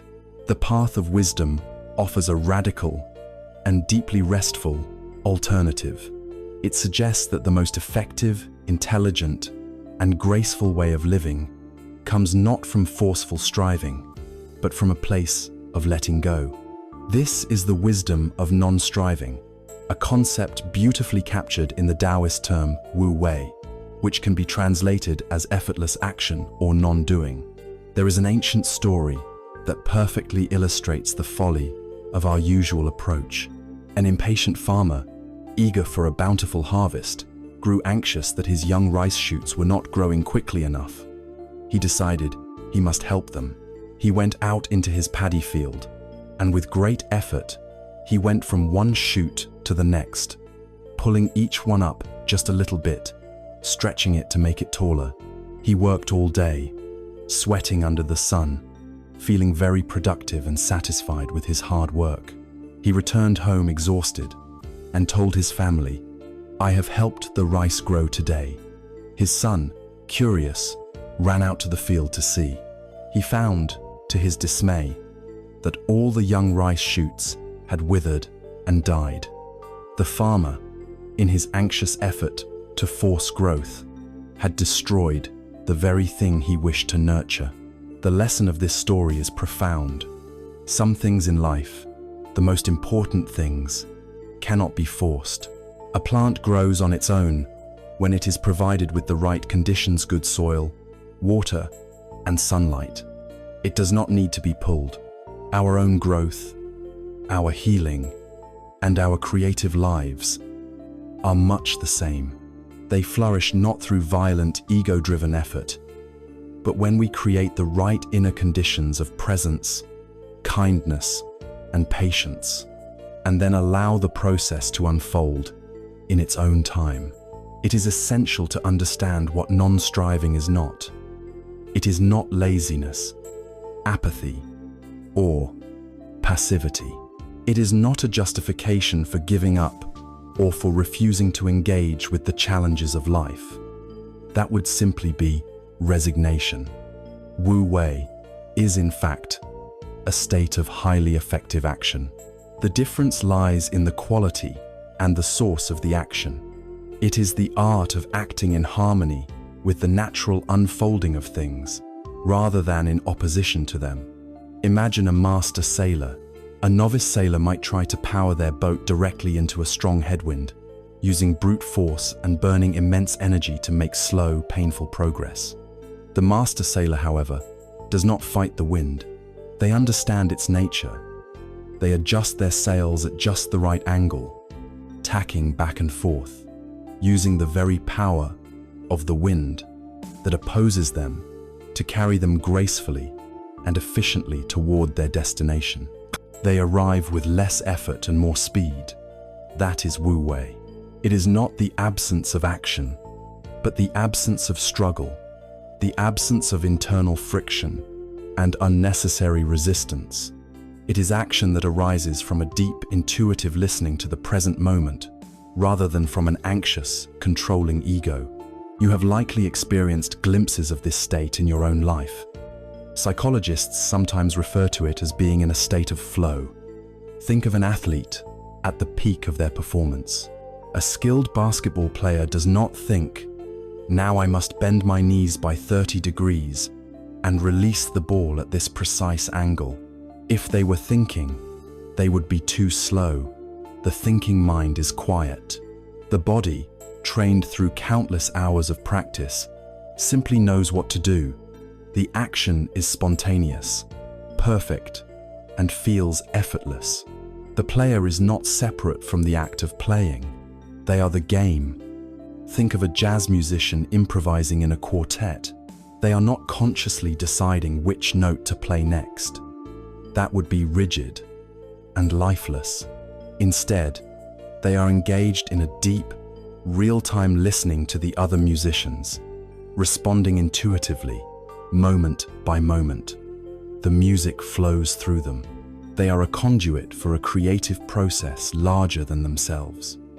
In these moments, the self-conscious, striving I has disappeared. The part of us that judges, that tries to control, that worries about the outcome, has stepped aside. And in its absence, a more profound intelligence takes over. There is only the action, unfolding perfectly in the present moment. This is Wu Wei. This is action, without a struggling actor. This way of being is not some mystical state reserved for great artists or athletes. It is a capacity within all of us. It is cultivated through the very mindfulness practices we have been exploring. The more we practice sitting with our breath, the more we quiet the noisy, striving ego. The more we learn to be present in our bodies, the more we develop a deep, intuitive sense of our environment. We begin to learn the subtle difference between forcing a door and waiting for the right moment to turn the key. We learn when to apply effort and when to allow for space and stillness. We learn that sometimes the wisest and most powerful action is to do nothing at all, to simply wait with patient awareness for the right conditions to emerge. This is a profound release from the heavy burden our culture places on us. We are taught that we are the sole, heroic architects of our lives, and that every success and every failure rests entirely on our shoulders. This creates immense pressure. The wisdom of non-striving invites us to relax this tight grip. It asks us to see ourselves not as separate commanders fighting against the world, but as participants in a larger dance, a larger unfolding. It is about learning to trust the process. It is about doing our part, planting the seeds, tending the soil, and then letting go of the outcome, trusting that the rice will grow on its own. Releasing this need to constantly force, manage, and control life leads to an incredible sense of peace. It reveals that happiness is not found on the frantic hamster wheel of more achievement, more acquisition, and more effort. It reveals that peace is often found in the opposite direction. It is discovered not in adding more, but in letting go. It is found in the quiet joy of simplicity and the recognition of the profound richness that is already present in our lives, once we stop striving long enough to notice it. And it is to this liberating freedom of simplicity that we now shall turn. The wisdom of non-striving teaches us to release our tight-fisted grip on life, to cease the exhausting struggle against the natural flow of things. As we begin to relax this inner striving, it is only natural that we also begin to question the fruits of that striving, the endless accumulation of material possessions.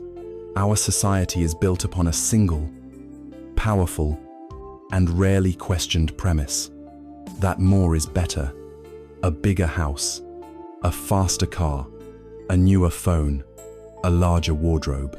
We are conditioned from birth to believe that the path to happiness is paved with acquisitions, that fulfillment can be purchased, and that a good life is measured by the quantity and quality of what we own. But as we awaken, we must ask a courageous and fundamental question: is this true? As we accumulate more, do we truly become happier, freer, more at peace? Or is it possible that the path to freedom lies not in adding more, but in intentionally letting go? This is the path of simplicity.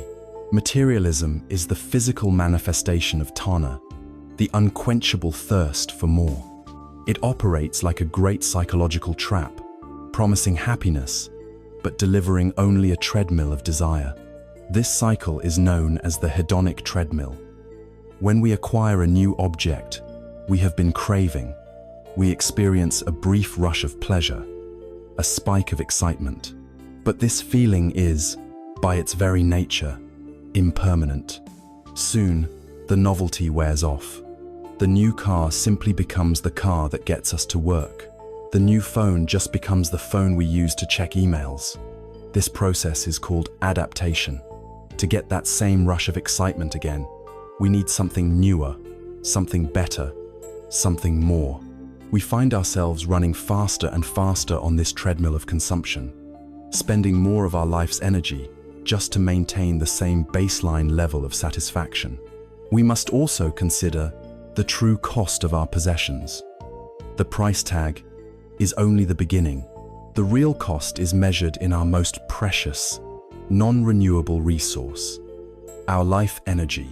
We trade the finite hours of our lives, working in jobs we may not love, in order to afford things we do not truly need. Our possessions demand our time long after we have purchased them. They must be cleaned, organized, stored, and maintained. Our homes become cluttered museums of past desires, and we become their weary curators. Our possessions also occupy our mental space. We worry about them being broken, stolen, or becoming obsolete. A new car brings with it the fear of the first scratch. A large house brings with it the stress of repairs and upkeep. In a very real sense, the things we own end up owning us. They demand our attention, our energy, and our peace of mind, holding us captive in a prison of our own making. We even fall into the trap of fusing our identity with our belongings. We believe we are the person who drives a certain car, wears certain clothes, or lives in a certain neighborhood. This makes us deeply vulnerable. If we lose our possessions, we feel as though we have lost a part of our very self. The antidote to this prison is the practice of voluntary simplicity. This is not about forced poverty or grim self-deprivation. It is a conscious, joyful, and liberating choice to live with less in order to experience life more deeply. It is the recognition that the best things in life are not things. When we begin to intentionally and thoughtfully let go of the non-essential, we discover a profound sense of freedom. We are freed from the constant, low-level anxiety of wanting and comparing. We are freed from the financial pressure that forces us to stay in unfulfilling jobs. We reclaim our time and our energy, which can now be devoted to things that truly nourish our spirit, our relationships, our creativity, our learning, our spiritual practice. When we declutter our physical environment, we declutter our minds. A simple, uncluttered home creates a sense of spaciousness and peace that is reflected in our inner state. With less visual noise, our minds can become more calm and focused. There is literally more room to breathe, and a surprising thing happens. As we have fewer possessions, we begin to appreciate them more. Instead of a wardrobe full of clothes we never wear, we have a few items that we truly love, that are well-made and beautiful. We begin to choose things based on their utility and quality, not their novelty or status. Our relationship with the material world shifts from one of mindless consumption to one of mindful appreciation. There is a powerful story from ancient Greece about the philosopher Diogenes. He was a man who practiced radical simplicity, famously living in a large ceramic jar in the marketplace of Athens. He owned almost nothing, possessing only a cloak, a staff, and a simple cup. One day, he saw a child drinking water from his hands, and he threw away his cup, realizing he did not even need that. The most famous story about him involves Alexander the Great, who at the time was the most powerful and wealthy ruler in the known world. Having heard of this strange philosopher, Alexander came to visit him. He found Diogenes relaxing in his barrel, enjoying the morning sun. Alexander, surrounded by his generals and his immense power, stood before the philosopher and declared, "I am Alexander the Great. Ask of me anything you wish." He was offering Diogenes anything he could imagine: palaces, gold, armies, power. Diogenes looked up at the king, unperturbed, and made a simple request: "Stand a little out of my sun." In that moment, who was the richer man? Was it the king, who had conquered the world, but was still seeking to give things away, to validate his own power? Or was it the philosopher, who wanted for nothing, whose happiness was so complete and self-contained that the only thing the most powerful man on earth could do for him was to stop blocking his light? Diogenes understood that true wealth is not in having many things, but in wanting few things. His freedom was not dependent on anything external. His joy was sourced from the simple, free, and abundant pleasure of the sun's warmth on his skin. He was free because he was content. This is the freedom that simplicity offers us. It is not about what we are giving up. It is about what we are gaining. We gain time. We gain energy. We gain peace of mind. We gain the space to discover what truly brings us joy and meaning, beyond the fleeting thrill of consumption. It is the practical application of the wisdom of letting go, a way of declaring our independence from the tyranny of Tanna. As we begin to strip away these non-essential layers, as our lives become less cluttered with distractions, our vision clears. We begin to see the world around us with new eyes. We look at a simple cup of tea, a wooden table, a loaf of bread, and we no longer see just an isolated object. We begin to perceive the vast, intricate web of connections that brought it into being. We see the rain and the sun in the tea leaves, the forest and the carpenter in the table, the field and the farmer in the bread. We begin to see that nothing exists by itself. This stripping away of the superfluous reveals the profound truth of our interconnectedness. This truth is known as interbeing, and it is to this deep and beautiful reality that we will now turn. The path of simplicity clears our inner and outer worlds of clutter.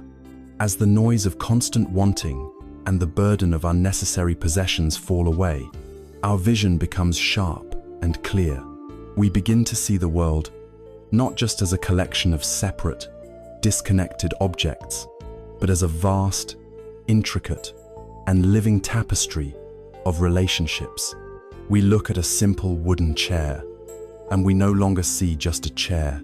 We see the forest, the sunlight that fed the tree, the rain that nourished it, the hands of the carpenter who shaped it, and the lineage of craftspeople who taught the carpenter their skill. In this clear seeing, we begin to touch upon one of the most profound and healing insights of Buddhist wisdom. It is the truth of interbeing. This term, coined by the Zen master Thich Nhat Hanh, is a more intimate and dynamic way of saying that everything is interconnected. It means that to be is always to interbe. Nothing in the entire cosmos exists by itself. Everything co-arises in a web of mutual dependence.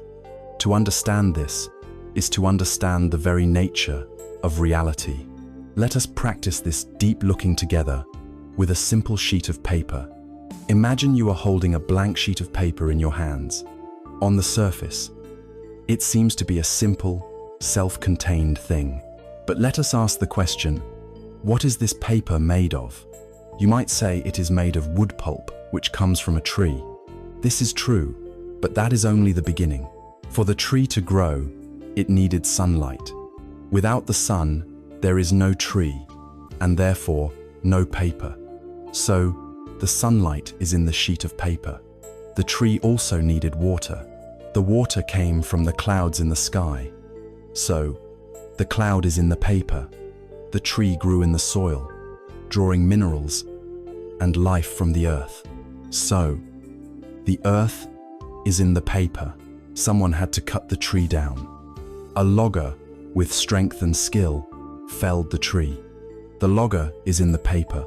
For the logger to be strong enough to work, he had to eat his breakfast that morning.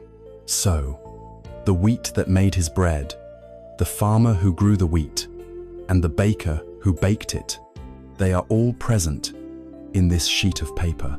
The logger's parents and all his ancestors are also in the paper, for without them, he would not exist.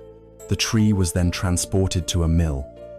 The truck driver, the people who built the truck, the engineers who designed the factory, the workers who operate the machinery, the electricity that powers the mill of these people, and all of this energy are embedded in this seemingly simple sheet of paper. If you continue to look, you will see that the entire universe has conspired to bring this sheet of paper to your hands.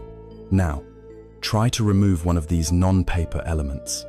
Take away the sun, the paper vanishes. Take away the cloud, the paper cannot exist. Take away the logger or the farmer, the paper disappears. What this shows us is that the paper is empty of a separate, independent self. It has no intrinsic, isolated existence. It is entirely made up of non-paper elements. It is full of the sun, the cloud, the earth, the logger, the farmer. It is with everything else. Now, let us turn this deep looking upon ourselves. Look at your own hand. It seems to be your hand, a part of you. But what is it made of? Your parents are in your hand. Their bodies, their love, and their choices brought you into being. All your ancestors, stretching back through millennia, are present in the genetic code of every cell. The food you have eaten is in your hand.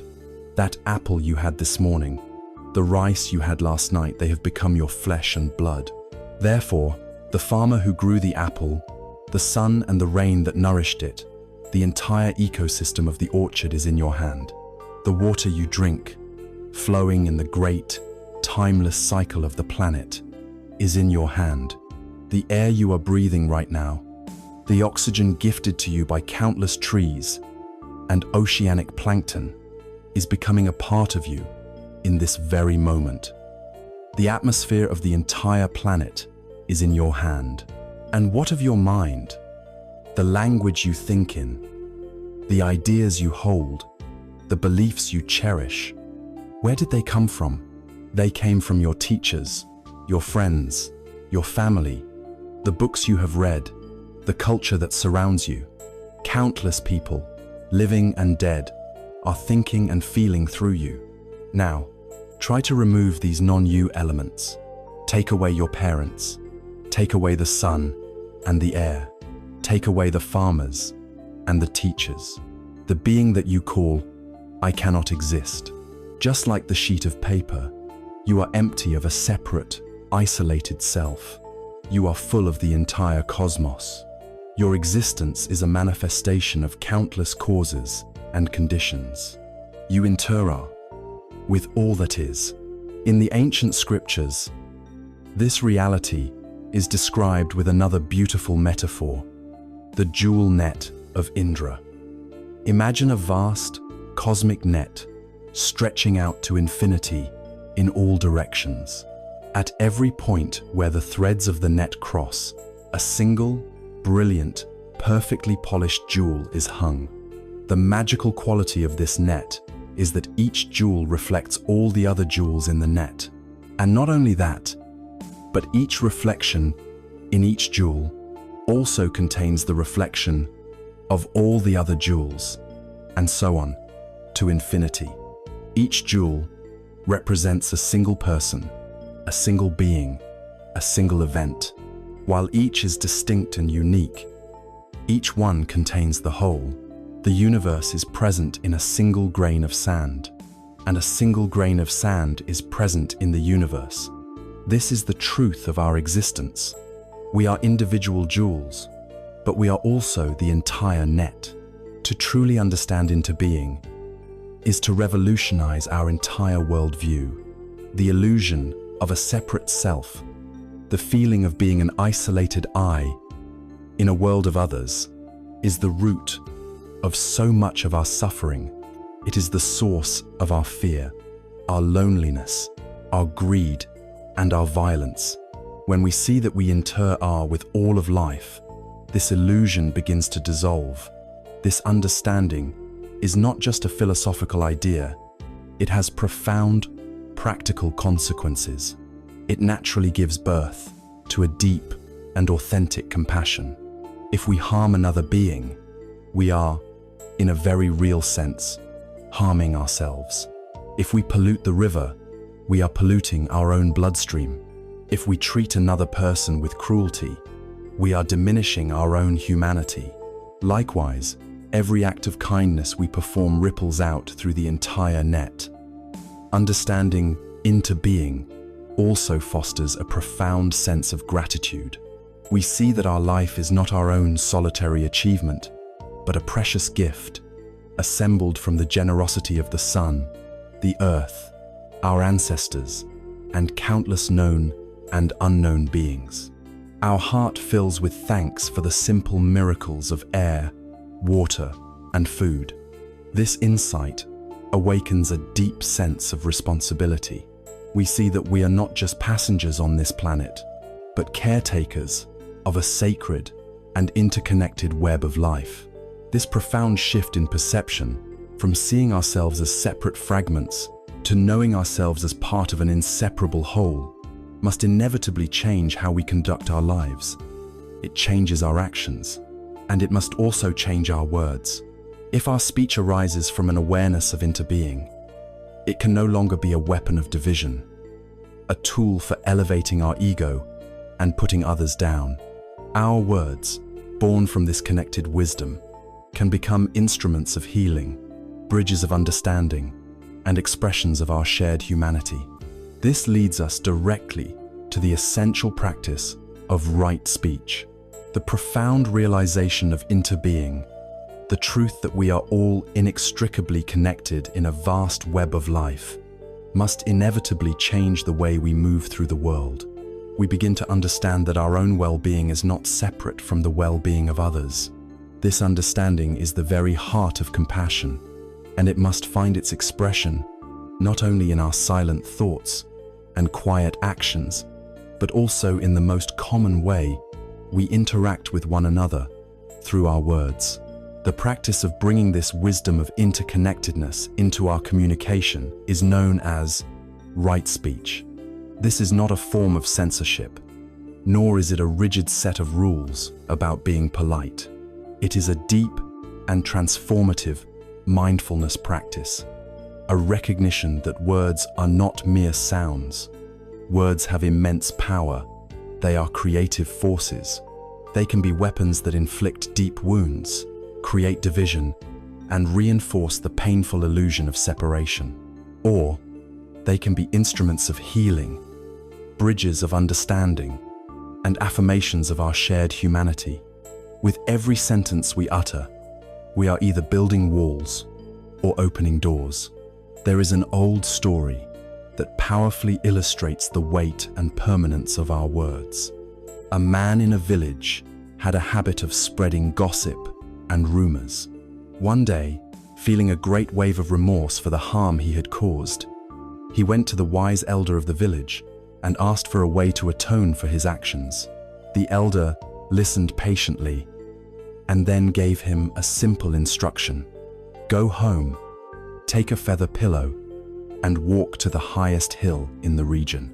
When you get there, cut the pillow open and shake all the feathers out into the wind. The man, though confused, did exactly as he was told. He watched as the thousands of tiny feathers were caught by the wind and scattered far and wide, across fields, forests, and other villages. He then returned to the elder and said, "I have done as you asked." The wise elder looked at him kindly and said, "Good. Now for the second part of your penance. Go and gather every single feather and place it back into the pillow." The man was aghast. "But that is impossible," he cried. "The wind has carried them everywhere. I will never be able to find them all." The elder nodded slowly. "So it is," he said, "with your words. Once spoken, our words can never be fully retrieved. They travel on the winds of conversation, entering the minds and hearts of others, shaping perceptions, and creating realities in ways we can neither predict nor control. Understanding this awesome power, we can learn to approach our speech with the same mindfulness and care that we bring to our breath. The tradition offers a beautiful and practical guide for this, known as the 4 gates of right speech. Before we speak, we can mentally pass our intended words through these 4 gates to see if they are worthy of being released into the world. The first gate is the gate of truth. We ask ourselves, is what I am about to say true? This gate calls for a radical commitment to honesty. It asks us to distinguish between what we know to be fact and what is merely our opinion, our assumption, or hearsay we have picked up from others. It is a powerful check against the casual habit of gossip, which thrives on unverified information. It asks us to be mindful of exaggeration, of stretching the truth to make our story more interesting or to make ourselves look better. By committing to passing our words through this first gate, we become a source of clarity and trust in a world often clouded by misinformation. The second gate is the gate of necessity. Here we ask, is what I am about to say necessary? This is a profound filter that can eliminate a vast amount of our skillful speech. So much of our daily conversation is simply the noise of the monkey mind made audible. It is compulsive commentary on the world around us, idle chatter to fill uncomfortable silences, or habitual complaining that serves no real purpose other than to reinforce our own negativity.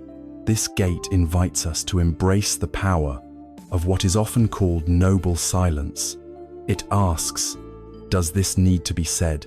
Does it need to be said by me? Does it need to be said by me right now? Often, the wisest and most compassionate response is to say nothing at all. Practicing with this gate alone can bring an incredible amount of peace and spaciousness to our interactions. The third gate is the gate of benefit. Here we ask the question, is what I am about to say useful or beneficial? A statement may be true, and we may feel it is necessary to say it, but we must also consider its impact. Will our words uplift the person we are speaking to, or will they diminish them? Will they build connection and understanding, or will they create resentment and division? This gate asks us to consider the consequences of our speech. For example, offering unsolicited criticism, even if it is true, rarely benefits the other person. It often serves only to elevate our own ego. This gate reminds us that our words should be a skillful means, a tool used intentionally to bring about a positive outcome for everyone involved. The fourth and final gate is the gate of kindness. This is the gate of metta. Even if our words have passed through the first 3 gates, they are true, they are necessary, and they are intended to be beneficial. We must still ask, can I say this with kindness? This gate is concerned with the tone, the timing, and the underlying intention of our speech.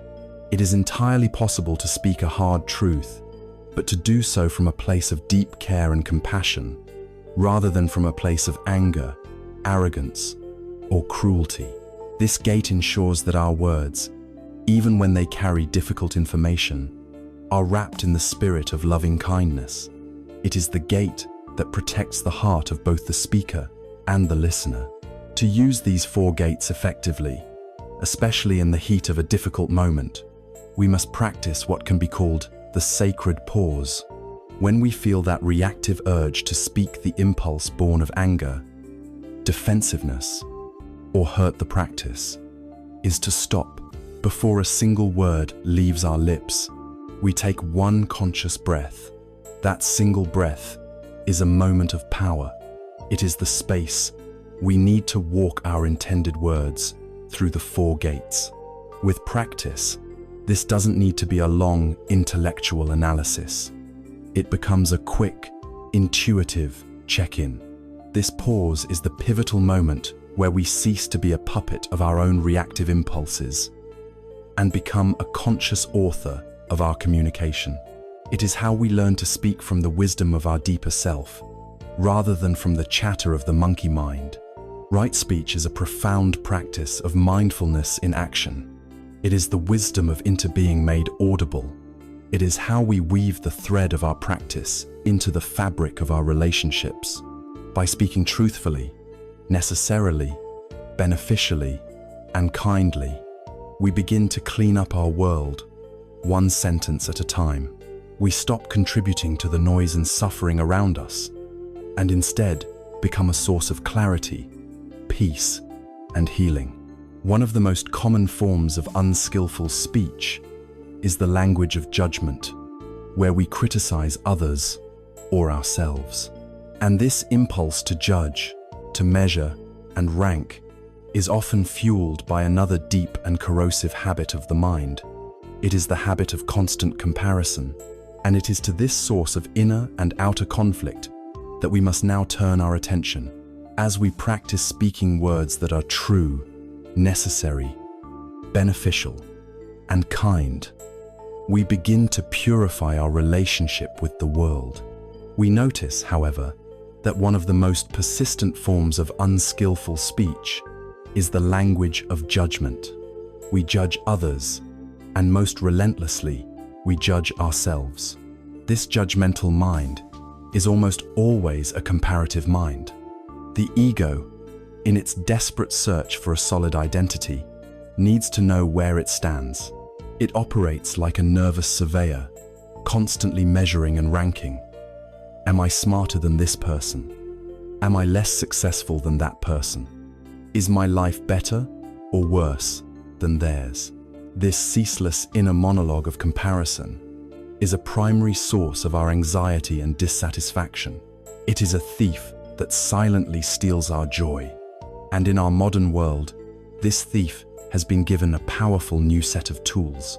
We now live in a digital hall of mirrors, an environment perfectly engineered to amplify our ancient habit of comparison. This is the world of social media. As we scroll through our feeds, we are not looking at reality. We are looking at a meticulously curated and filtered gallery of perfection. We see a continuous stream of our friends' greatest hits, the announcement of a prestigious new job, the stunning photos from a blissful-looking tropical vacation, the heartwarming video of a perfect family moment, the declaration of a passionate and flawless romance. And as we look at these images, we engage in a profoundly unfair and destructive act. We compare our own behind-the-scenes footage, messy, complicated, real life, with all of its doubt, its boredom, its insecurity, and its struggle to everyone else's highlight reel. It is a game that is rigged against us from the start, a competition we can never win. This constant exposure to the idealized lives of others is a powerful engine for tanha, the thirst of craving. It relentlessly bombards us with the message that our own life is lacking, that we are not doing enough, not achieving enough, not happy enough. It breeds a toxic cocktail of envy, inadequacy, and resentment. It is a direct and sustained assault on our inner peace. This poison of the inner scorecard, however, extends far beyond our screens. It is a deeply ingrained mental habit that colors all aspects of our lives. We engage in what is called upward comparison, where we look at those who appear to have more than us, more wealth, more talent, more acclaim. This almost inevitably leads to feelings of envy and inadequacy. It diminishes our own accomplishments and makes us feel that our own life is a failure. It can poison our ambition, turning a healthy drive to improve into a bitter and resentful race against others. We also practice downward comparison, where we look at those who appear to have less than us. This can momentarily inflate our ego, giving us a false sense of pride or superiority. It can make us feel better about ourselves at another's expense, but this is a shallow and unstable form of self-esteem. It disconnects us from our shared humanity, blocking the flow of genuine compassion and reinforcing the illusion of our separateness. Both directions are traps. The scorecard is infinite. No matter how successful, wealthy, or accomplished you become, you will always be able to find someone who has more. No matter your circumstances, you can always find someone who has less. To chain your sense of self-worth to this fluctuating, external scorecard is to sentence yourself to a life of profound instability. Your inner peace becomes a hostage to the achievements and circumstances of others. It is the very definition of a life lived on the surface, tossed about by the waves of comparison, never touching the deep, quiet anchor of your own intrinsic worth. The path to peace requires us to abandon this game entirely. It requires the deep understanding that your journey is not my journey. Each of us is a unique expression of life, with a unique combination of strengths, weaknesses, karma, and conditions. To compare your path to another's is as absurd as an oak tree comparing itself to a reed swaying in the wind. The oak's strength is in its massive, unyielding trunk and its deep roots. The reed's strength is in its suppleness, its ability to bend with the fiercest wind without breaking. If the oak tried to be as flexible as the reed, it would shatter. If the reed tried to be as rigid as the oak, it would snap. Neither is better. They are simply different expressions of what it means to be alive. Your work is not to become like the oak or the reed.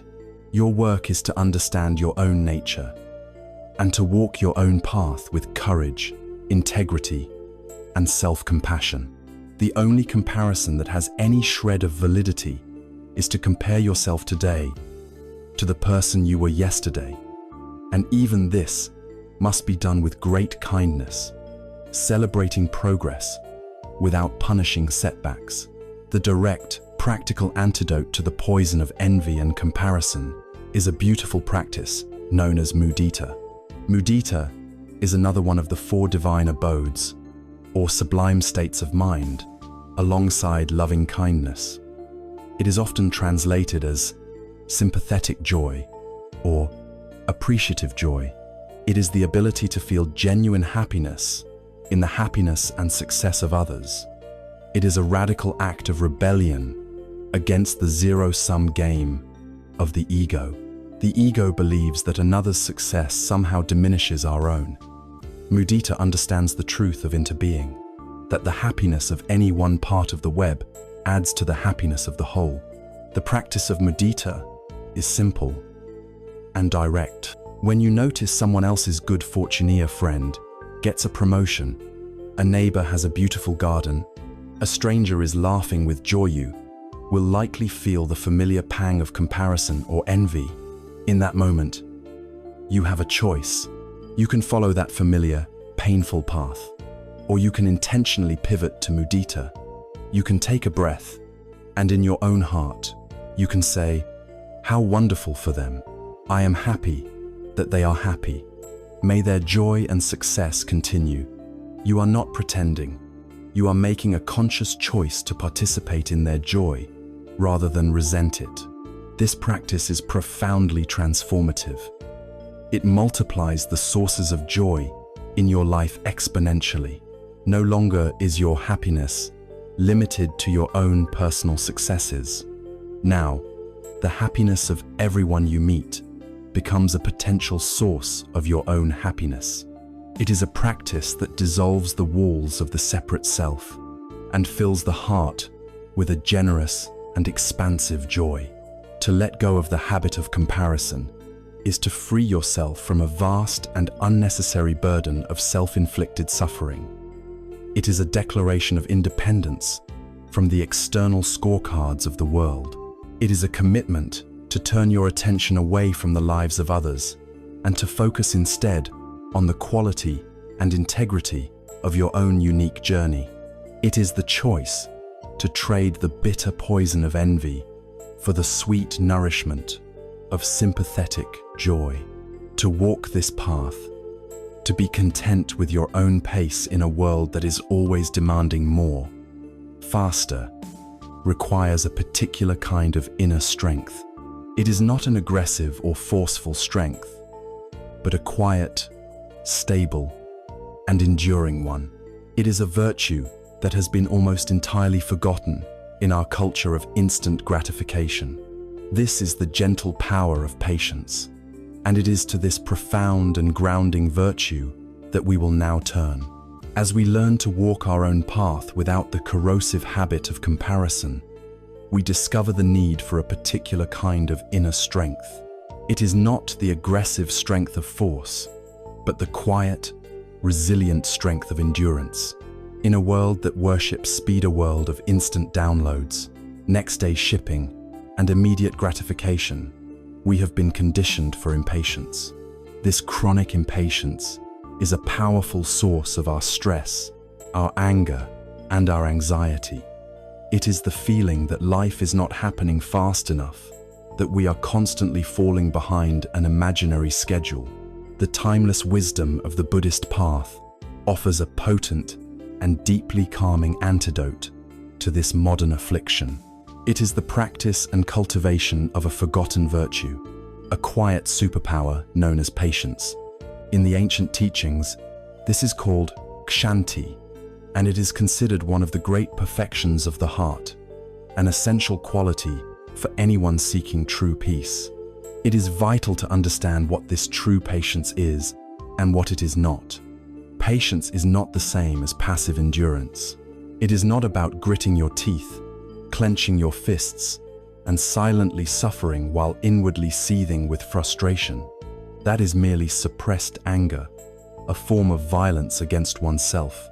Nor is patience a form of apathy or resignation.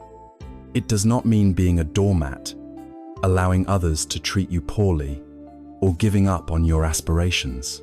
True patience is an active, intelligent, and deeply compassionate state of mind. It is a form of clear-sighted wisdom.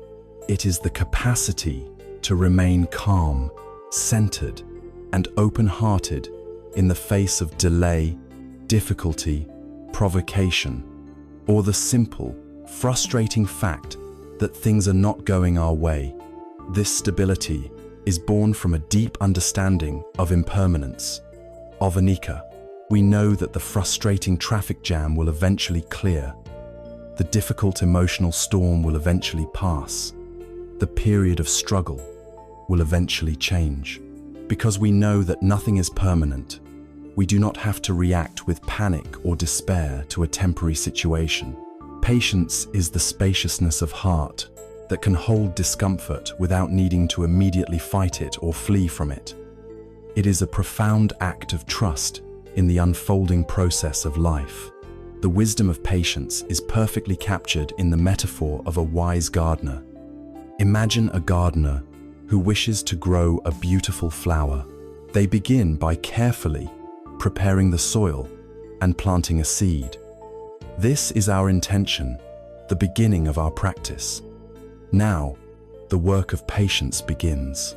A foolish and impatient gardener might dig up the seed every morning to check if it has sprouted. They might shout at the soil, demanding that it hurry up. They might pull on the first tiny shoot, trying to force it to grow taller. We know, of course, that this would kill the plant. The wise gardener does none of these things. The wise gardener understands that the most crucial part of growth happens in the dark, in its own time, according to its own nature. The gardener's job is not to force the growth, but to create and maintain the right conditions. They water the soil when it is dry. They ensure the location receives enough sunlight. They gently remove the weeds that might choke the young plant. They are diligent, they are attentive, but they are not forceful. They do what is skillful and necessary, and then they practice the art of waiting with trust. The gardener trusts in the nature of the seed and in the laws of life. They know they cannot compel the flower to bloom, but they can support its natural, unhurried unfolding. Our own lives, our healing, and the growth of our wisdom unfold in precisely the same way. We cannot force ourselves to become peaceful. We cannot command our hearts to be free from sorrow. We can only, like the wise gardener, diligently and patiently create the right conditions. We tend to the soil of our minds with mindfulness. We water it with loving kindness. We pull the weeds of our unskillful habits. And then we trust the process. This requires us to cultivate patience in 3 essential arenas of our life. The first, and perhaps most fundamental, is patience with ourselves and our own practice. We begin meditation, and we expect instant results. We want to silence the monkey mind on our first try. When we have a session filled with restless thoughts, we become frustrated and judge ourselves as failures. Patience means accepting the reality of our mind as it is on any given day. We are like a person learning to play a musical instrument. We would not expect to play a symphony on the first day. We know it requires years of consistent, daily practice. There will be days when the music flows beautifully, and there will be days when our fingers feel clumsy and we hit all the wrong notes. Patience is the willingness to keep showing up, to keep practicing, regardless of the daily results. It is a deep kindness toward our own slow, non-linear, and often messy process of human growth. The second arena is patience with other people. We so often become frustrated when others do not live up to our expectations. They are too slow, too inefficient, too emotional. They do not think or act the way we think they should. Patience with others is born from the wisdom of interbeing and dukkha. It is the recognition that every single person we meet is fighting a difficult battle we know nothing about. They have their own history of suffering, their own conditioning, their own inner monkey mind chattering away. When we remember this, our hearts can soften. We can let go of our rigid demands and give them the space to be who they are, flaws and all. This does not mean condoning harmful behavior, but it does mean responding to it with as much wisdom and compassion as we can muster, rather than with blind, impatient reactivity. The third and broadest arena is patience with life itself. Life rarely unfolds according to our personal timetable. We want to find a partner now. We want to be over our grief now. Asli, we want the world to be more just and peaceful now. Patience with life is the deep, embodied acceptance of Wu Wei, the wisdom of non-striving. It is the ability to rest in the uncertainty of the present moment, letting go of our frantic need to control the future. It is about understanding that, like the gardener's seed, some things simply take the time they take. We cannot rush our own healing. We cannot rush the unfolding of our destiny. We can only do our best in this moment, with what we have, and then trust the great river to carry us. Patience, then, is a form of profound trust.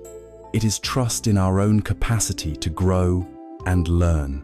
It is trust in the inherent goodness of others, even when it is obscured. And it is trust in the wisdom of life's unfolding. It is the quiet, unwavering confidence that, like the seed in the fertile earth, goodness and wisdom will grow if we simply provide the right conditions and allow them the time they need. It is a deep, calming breath for the anxious soul. This quality of deep patience, of being able to sit still with reality as it is, without needing to immediately fix it or run away from it, allows us to begin to investigate the most subtle and deeply held object of our attachment. We are patient with ourselves, but who precisely is this self? We are patient with the difficult self of another, but what is the nature of that self? This steady, compassionate inquiry gives us the stability to look directly at the very foundation of our identity, the cherished and unexamined assumption of a solid, separate me. And this looking leads us toward the most liberating insight of all, the truth of non-self or anatta. The gentle, grounding power of patience gives us the stability to sit with ourselves, to sit with others, and to sit with life as it unfolds. It allows our inner waters to become still and clear. And in this clarity, we can begin to investigate the most subtle, most cherished, and most deeply held assumption of our entire existence. It is the assumption of me. We have spent our whole lives protecting this me, promoting it, defending its honor, worrying about its future, and regretting its past. It is the central character in our life's story, the invisible CEO in the headquarters of our mind, the solid, continuous being that we believe ourselves to be. But the wisdom of the Buddha invites us to ask a revolutionary question. If we look for this separate, solid, continuous self, can we actually find it? This inquiry leads us to the teaching of anatta, or non-self. This is perhaps the most profound and challenging insight on the path, and it is essential to approach it gently, as it can be easily misunderstood. First, let us be very clear about what non-self does not mean. It does not mean that you do not exist. It is not a declaration that you are a phantom, or that life is a meaningless illusion. You are here, breathing, thinking, feeling. The teaching of anatta is not a denial of your existence. It is an investigation into the nature of that existence. It suggests that the kind of self we imagine ourselves to be permanent, independent, unchanging essence, a little soul that lives inside the machine of our body simply, does not exist upon close examination. The teaching of none-if is a liberation from a profound case of mistaken identity. Let us conduct the investigation for ourselves. Where is this me that we feel is so solid? Let us look for it. Is it in your body? You might point to your body and say, "This is me." But your body is in a state of constant change, of anicca. The body you have today is different from the one you had last year, and completely different from the one you had as a child. Cells are constantly dying and being replaced. Your body gets sick, it gets injured, it ages. It is an impermanent, ever-changing process. If your body were your true permanent self, which version is the real you? The 7-year-old? The 20-year-old? The 80-year-old? The body is a process, not a fixed thing. So perhaps the self is not the body. Is it your feelings? Are you your feelings? This is also problematic. Your feelings are like the weather, changing from moment to moment. One minute you feel happy, the next sad, then irritated, then peaceful. If you were your feelings, your very self would be a different person every few minutes. Feelings are temporary events that pass through you. They are not a solid, continuous you. Well then, is the self to be found in your thoughts? Are you your thoughts, your opinions, your beliefs? This too is a flowing river. Think of the opinions you held 10 years ago. Are they the same as the ones you hold today? You have learned. You have grown. Your ideas have evolved. Your thoughts are not a fixed entity. They are a dynamic, ever-changing conversation happening in your mind. They are not a solid me. The Buddha analyzed our experience into 5 categories, or aggregates. The first is form, which is the body. The other 4 are mental. Feelings, perceptions, the labels we put on things, mental formations, our thoughts, habits, and intentions, and consciousness, the basic faculty of awareness itself. When we look for a self, all we can ever find are these 5 flowing, interdependent processes. There is no little person, no CEO, sitting behind the scenes, owning and directing them. The self is simply the conventional name we give to the temporary coming together of these 5 ever-changing processes. There is a famous story from the Buddhist texts that illustrates this beautifully. A wise sage named Nagasena has a conversation with a king named Milinda. The sage asks the king how he arrived. The king says he came in a chariot. Nagasena then asks, "What, Your Majesty, is a chariot? Are the wheels the chariot?" "No," says the king. "Is the axle the chariot? Number? Is the frame, or the reins, or the yoke the chariot?" "No." The king replies to each question. Nagasena then declares, "Then there is no chariot." The king is forced to admit that chariot is just a convenient name, a designation given to the collection of these parts when they are assembled in a particular way. The chariot has no separate, independent existence apart from its components. We are like that chariot. We can also think of ourselves like an onion.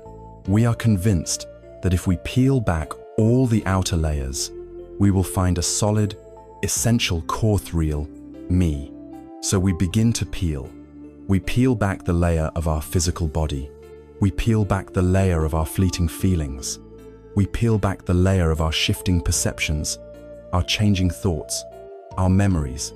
We keep peeling, layer after layer, searching for the essence.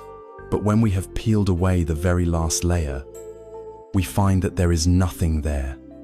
There is no core. The onion was nothing more than the sum of its layers. The self we so desperately cling to is a conceptual overlay, a useful convention for navigating the world, but not an ultimate reality. It is a process, not an entity. It is a verb, not a noun.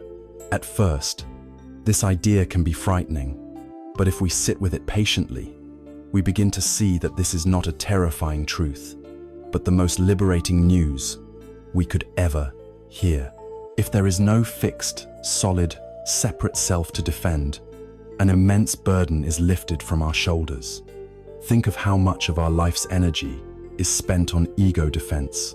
We are constantly worried about our reputation, about being insulted, about failing, about looking foolish. This is the ego's terror of being diminished. But if the self is just a fluid process, then an insult is just a collection of sounds. A failure is just an event in the unfolding of our life. They do not have to damage some precious imaginary core me. This understanding makes us profoundly resilient and fearless. This wisdom also dissolves the very root of selfishness. The ego's project is to accumulate pleasure, wealth, and status for me, and to protect me from pain and loss. But if we see that this me is intimately interwoven with everything else, that we are an expression of interbeing, the entire basis for selfish action begins to crumble. We understand that harming another is harming ourselves. Compassion arises not as a moral duty, but as a natural expression of this wisdom. Finally, the wisdom of non-self frees us from the prison of our past. If there is no fixed self, then we are not permanently defined by what we did last year, or even yesterday. We are not a noun, forever stained by past mistakes. We are a verb, a process of becoming, capable of change and renewal in every single moment. To understand anatta is not to lose yourself. It is to discover your true nature, which is so much vaster, more fluid, and more beautiful than the small, cramped, and anxious self we mistake it for. We are like a single wave on the surface of the great ocean, The wave has its own unique shape and form for a time.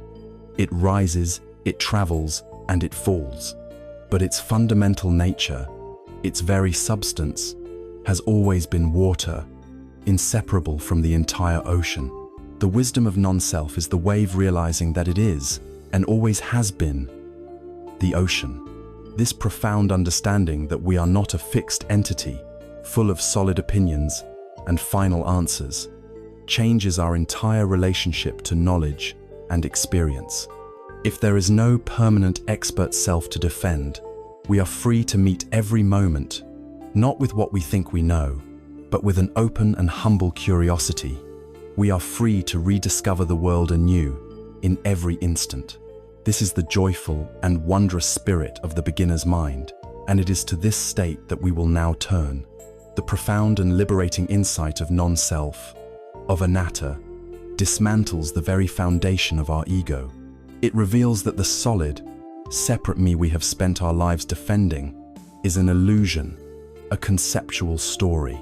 In the place of this small, constricted self, we discover our true nature as a vast, fluid, and interconnected process, inseparable from the whole of life. This realization is like a great key, unlocking the door to a radically new way of encountering the world. If there is no fixed, expert self who already knows all the answers, then we are free. We are free to meet each moment not with the heavy burden of our past knowledge, but with the fresh, open, and vibrant curiosity of a child. This is the spirit of Shoshin, a central concept in Zen Buddhism, which translates as beginner's mind. The Zen master Shunryu Suzuki famously said, "In the beginner's mind, there are many possibilities, but in the expert's, there are few." This is not a call to embrace ignorance, but an invitation to return to a state of pure, open-minded receptivity, where true learning and wonder can flourish. To understand the beauty of the beginner's mind, we must first recognize the prison of its opposite, the expert's mind. The expert's mind is a mind that is full.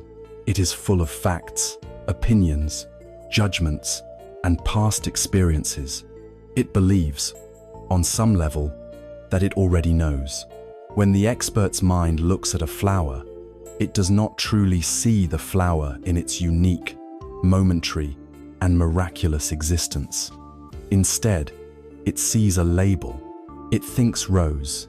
It classifies it, compares it to other roses it has seen, judges its quality, and then quickly moves on, having missed the direct experience altogether.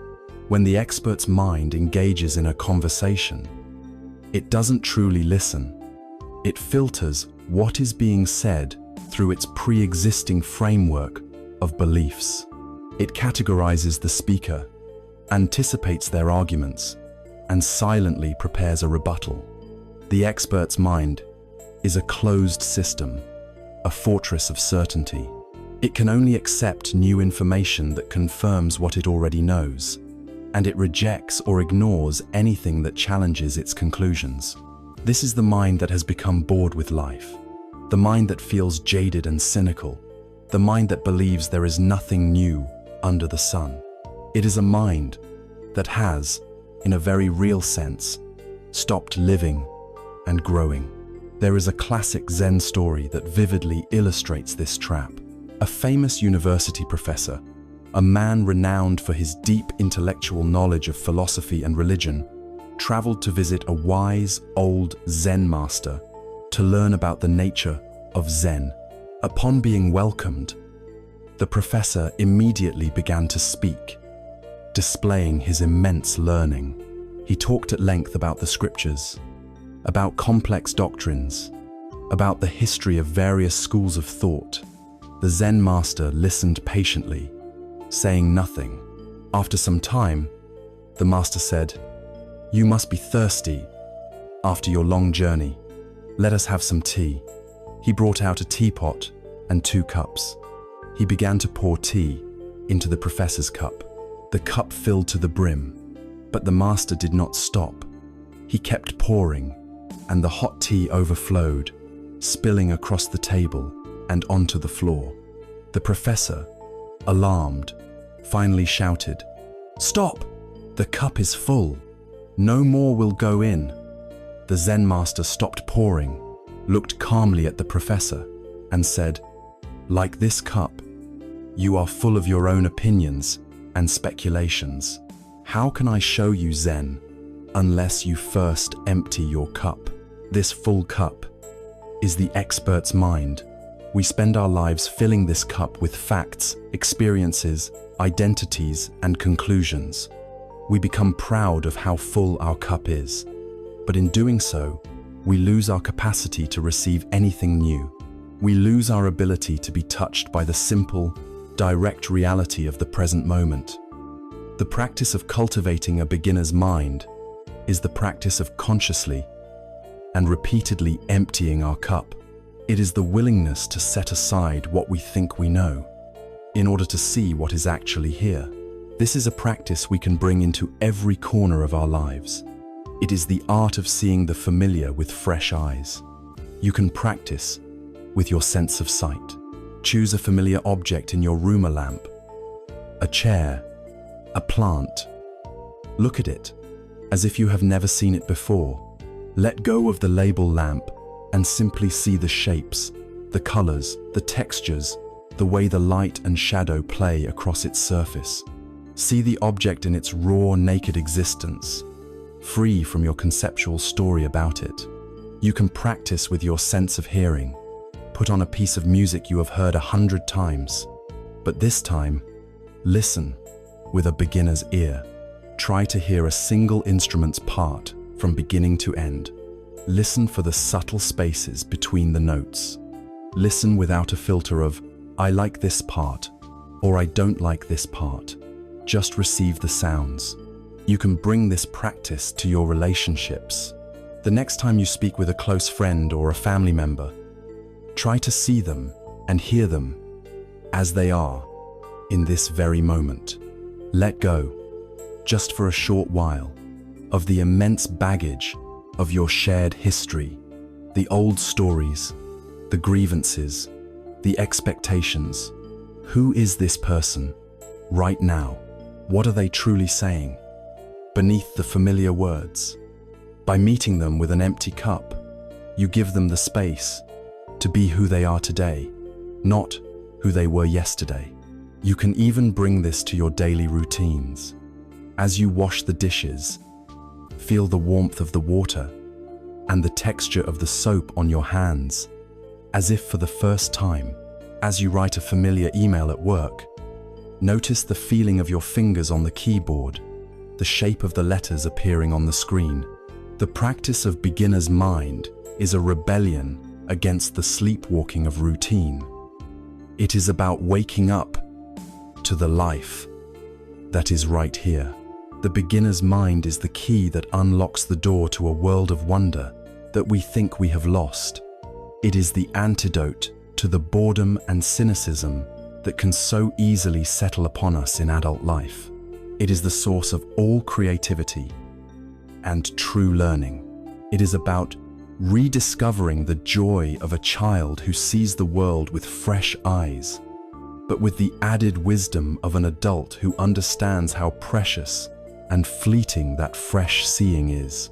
It is a state of profound humility and openness, a recognition that life is always deeper, more mysterious, and more wondrous than our concepts about it.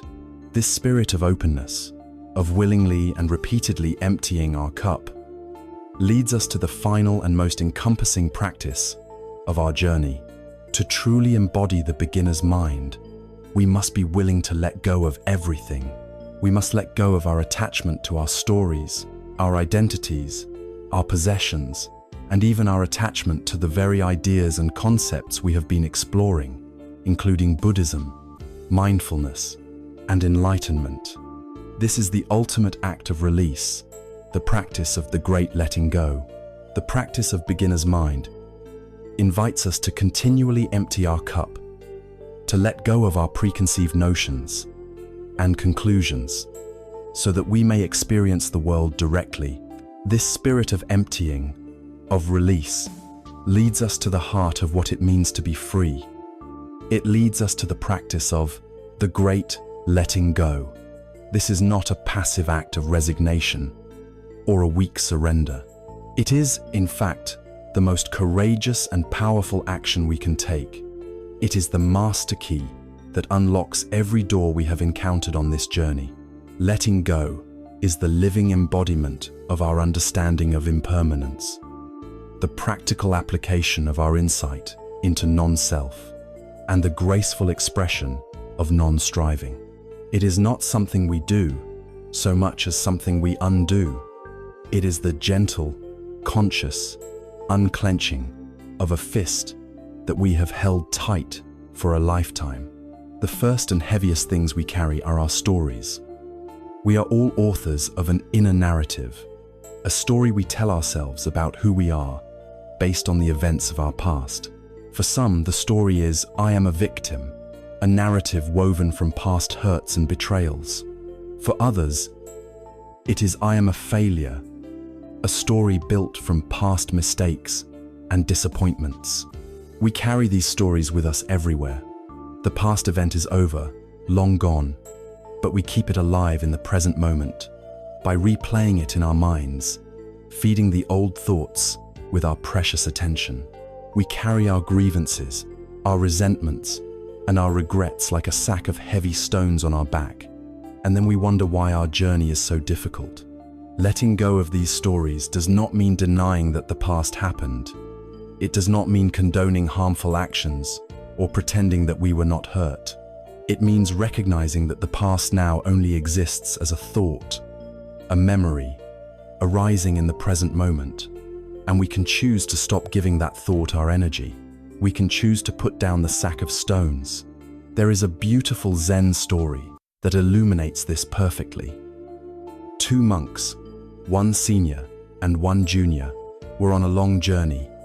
Their monastic vows were very strict, forbidding them from even touching a woman. They came to a wide, muddy river with a strong current. A beautiful young woman in fine clothes was standing at the bank, hesitating, afraid to cross. Without a word, the senior monk walked over to her, lifted her into his arms, carried her across the swirling river, and gently set her down on the other side. He then continued on his way. The junior monk was shocked and horrified. For hours afterwards, he walked in simmering silence, his mind filled with judgment and disapproval. Finally, he could contain it no longer. He burst out, "Master, how could you do that? Our vows are sacred. You touched a woman. You carried her. It was a serious transgression." The senior monk looked at his agitated companion with a calm, peaceful expression. "Brother," he said gently, "I left that woman by the riverbank hours ago. Why are you still carrying her?" Most of us are like the junior monk. We carry events, insults, and hurts from days, months, and even years ago, allowing them to weigh down our present experience. Letting go is the act of putting the woman down by the river. It is the recognition that the event is over, and the only one perpetuating the suffering now is ourselves. We must also learn to let go of our desperate need to control. We are obsessed with controlling the future. We make meticulous plans and create detailed expectations for how our lives, our careers, and our relationships should unfold. This is a primary source of our anxiety because, as we have learned, life is fundamentally uncontrollable.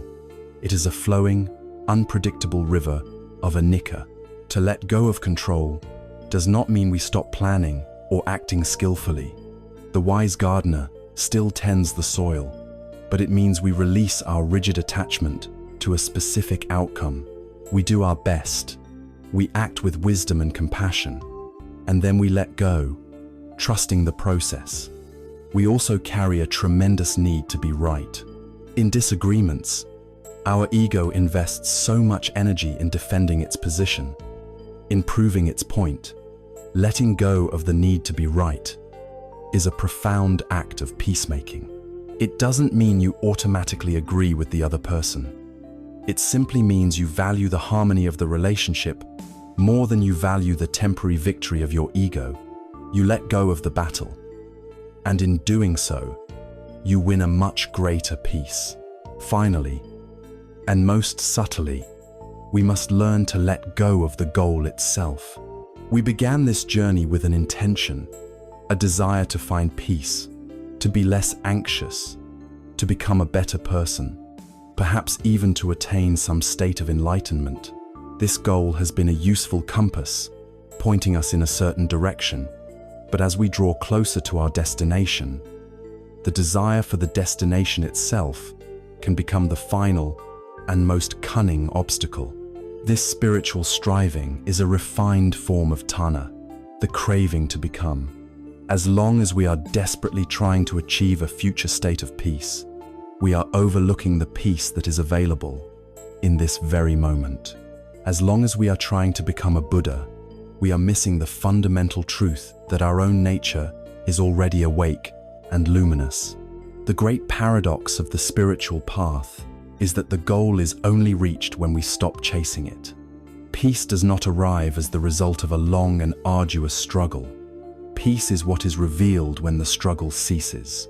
This great letting go is not a one-time event. It is a continuous practice, an ongoing process of softening, releasing, and opening.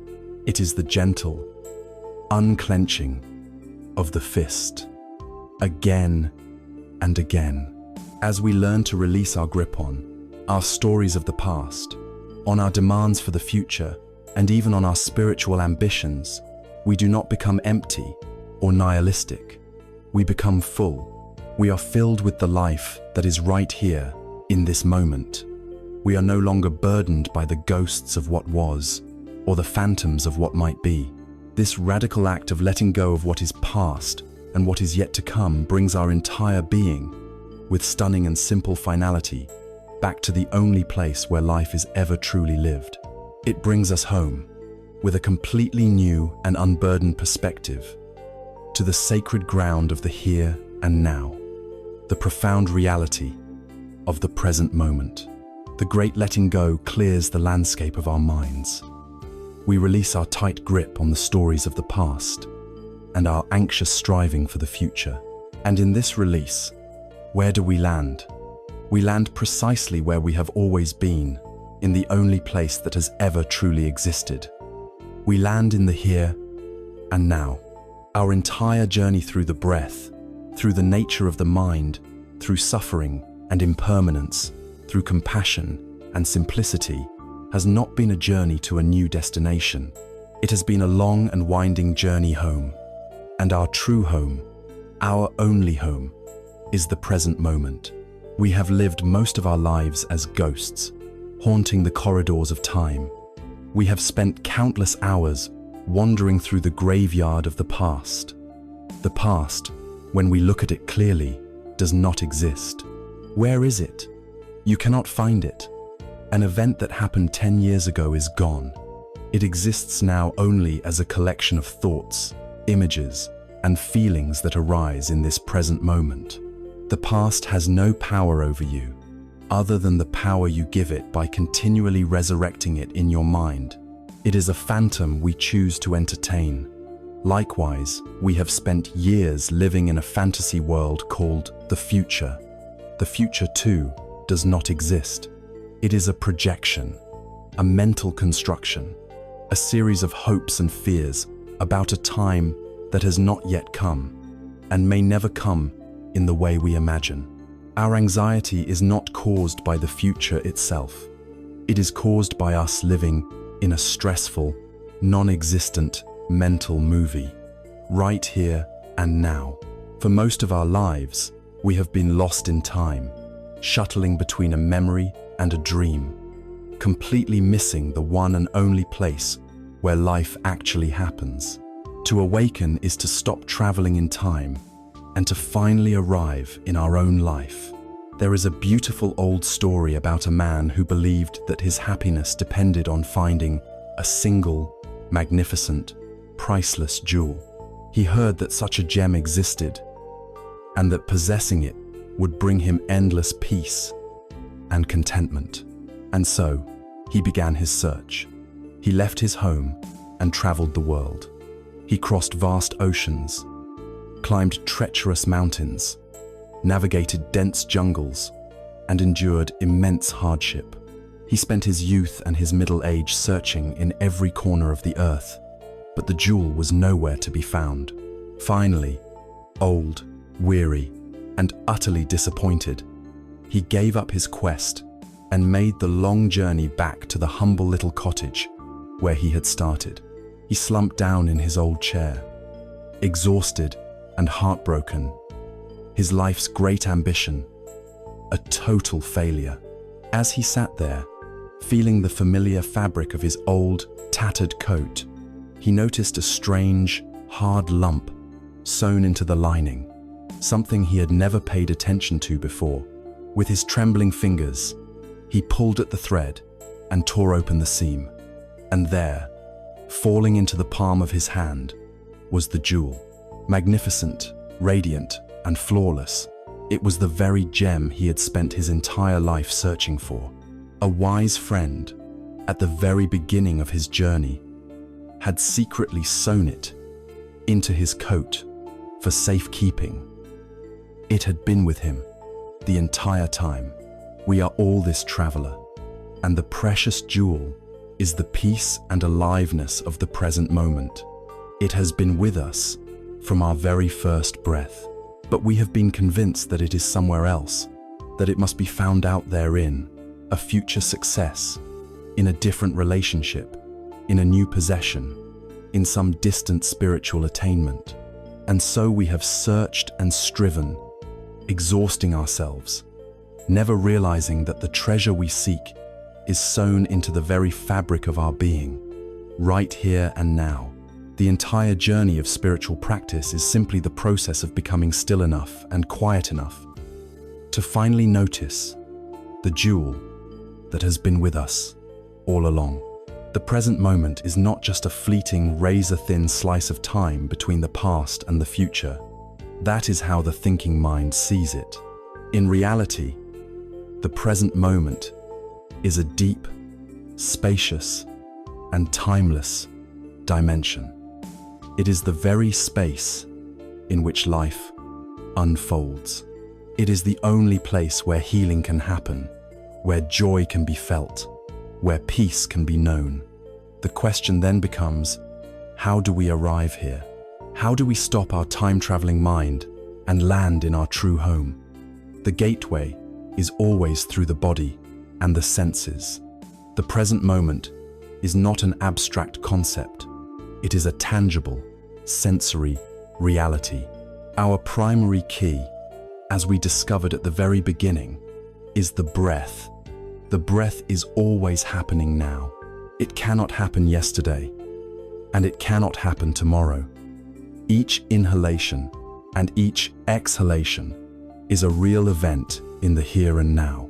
To bring your awareness to the feeling of your breath is to instantly teleport your consciousness out of the world of thought and into the world of lived reality. This is your anchor, always available. You can also use your senses to touch the present. Right now, allow your eyes to see. Without putting a label on anything, just notice the colors, the shapes, the play of light and shadow in the room around you. This is what seeing is. Now, listen.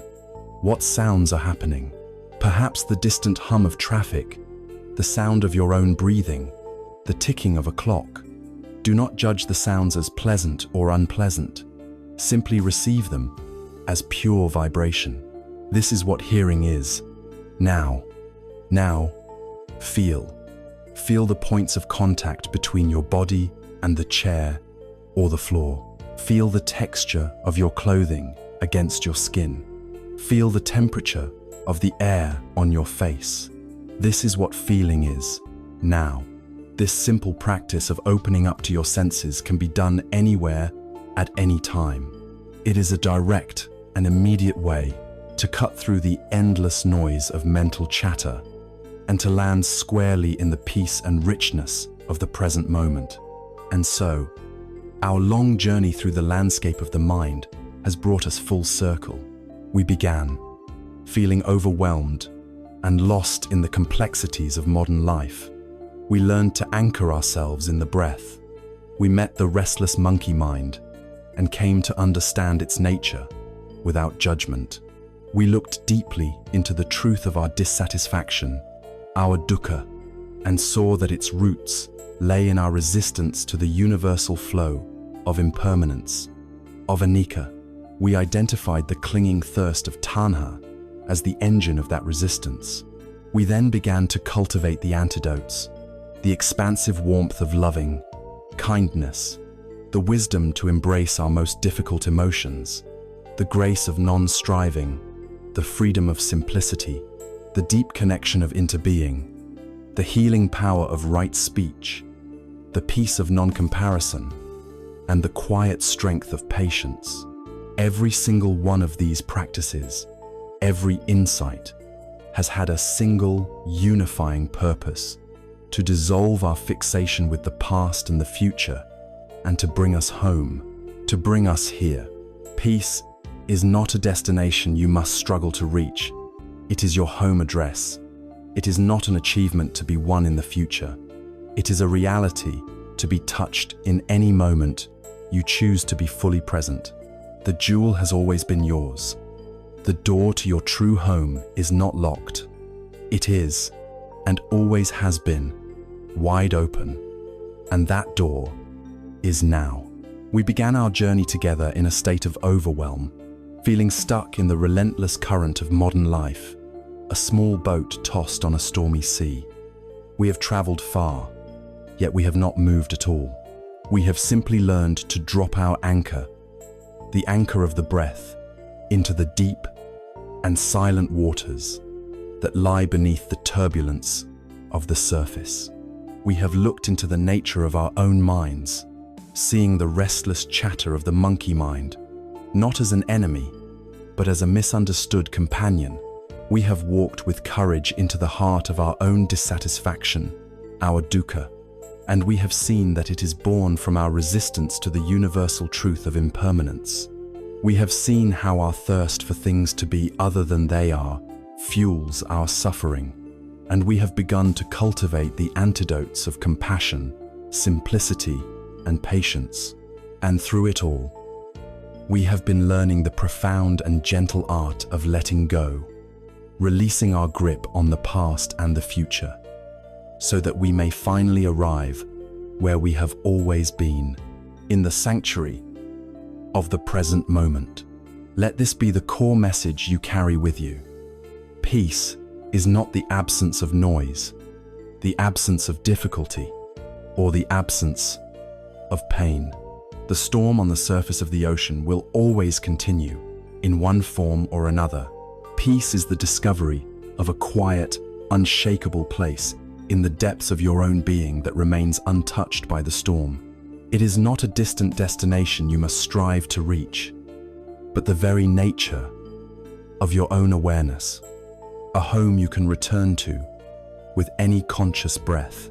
This path of healing and awakening is not a straight line leading to a final victory. It is a spiral. We will circle back to the same challenges, the same anxieties, the same difficult emotions, again and again. But each time we return, we do so with a deeper understanding, a more compassionate heart, and a greater capacity to be present. Each breath is a new beginning. You do not need to retreat to a monastery on a remote mountain to find this peace. You do not need a special guru or an esoteric doctrine. You already have everything you need. The most profound spiritual tools in the universe are already in your possession, and they are exquisitely simple. You have your breath, a faithful anchor to the present moment. You have your body, a vessel of sensation and a gateway to reality. And you have this moment, right now, pregnant with the possibility of awakening. The priceless jewel you have been searching for has been sewn into the lining of your own coat from the very beginning. The greatest journey does not require a single step. It requires only that you become still and turn your attention inward. It all begins and it all ends with the gentle, profound, and life-giving act of taking a single conscious breath.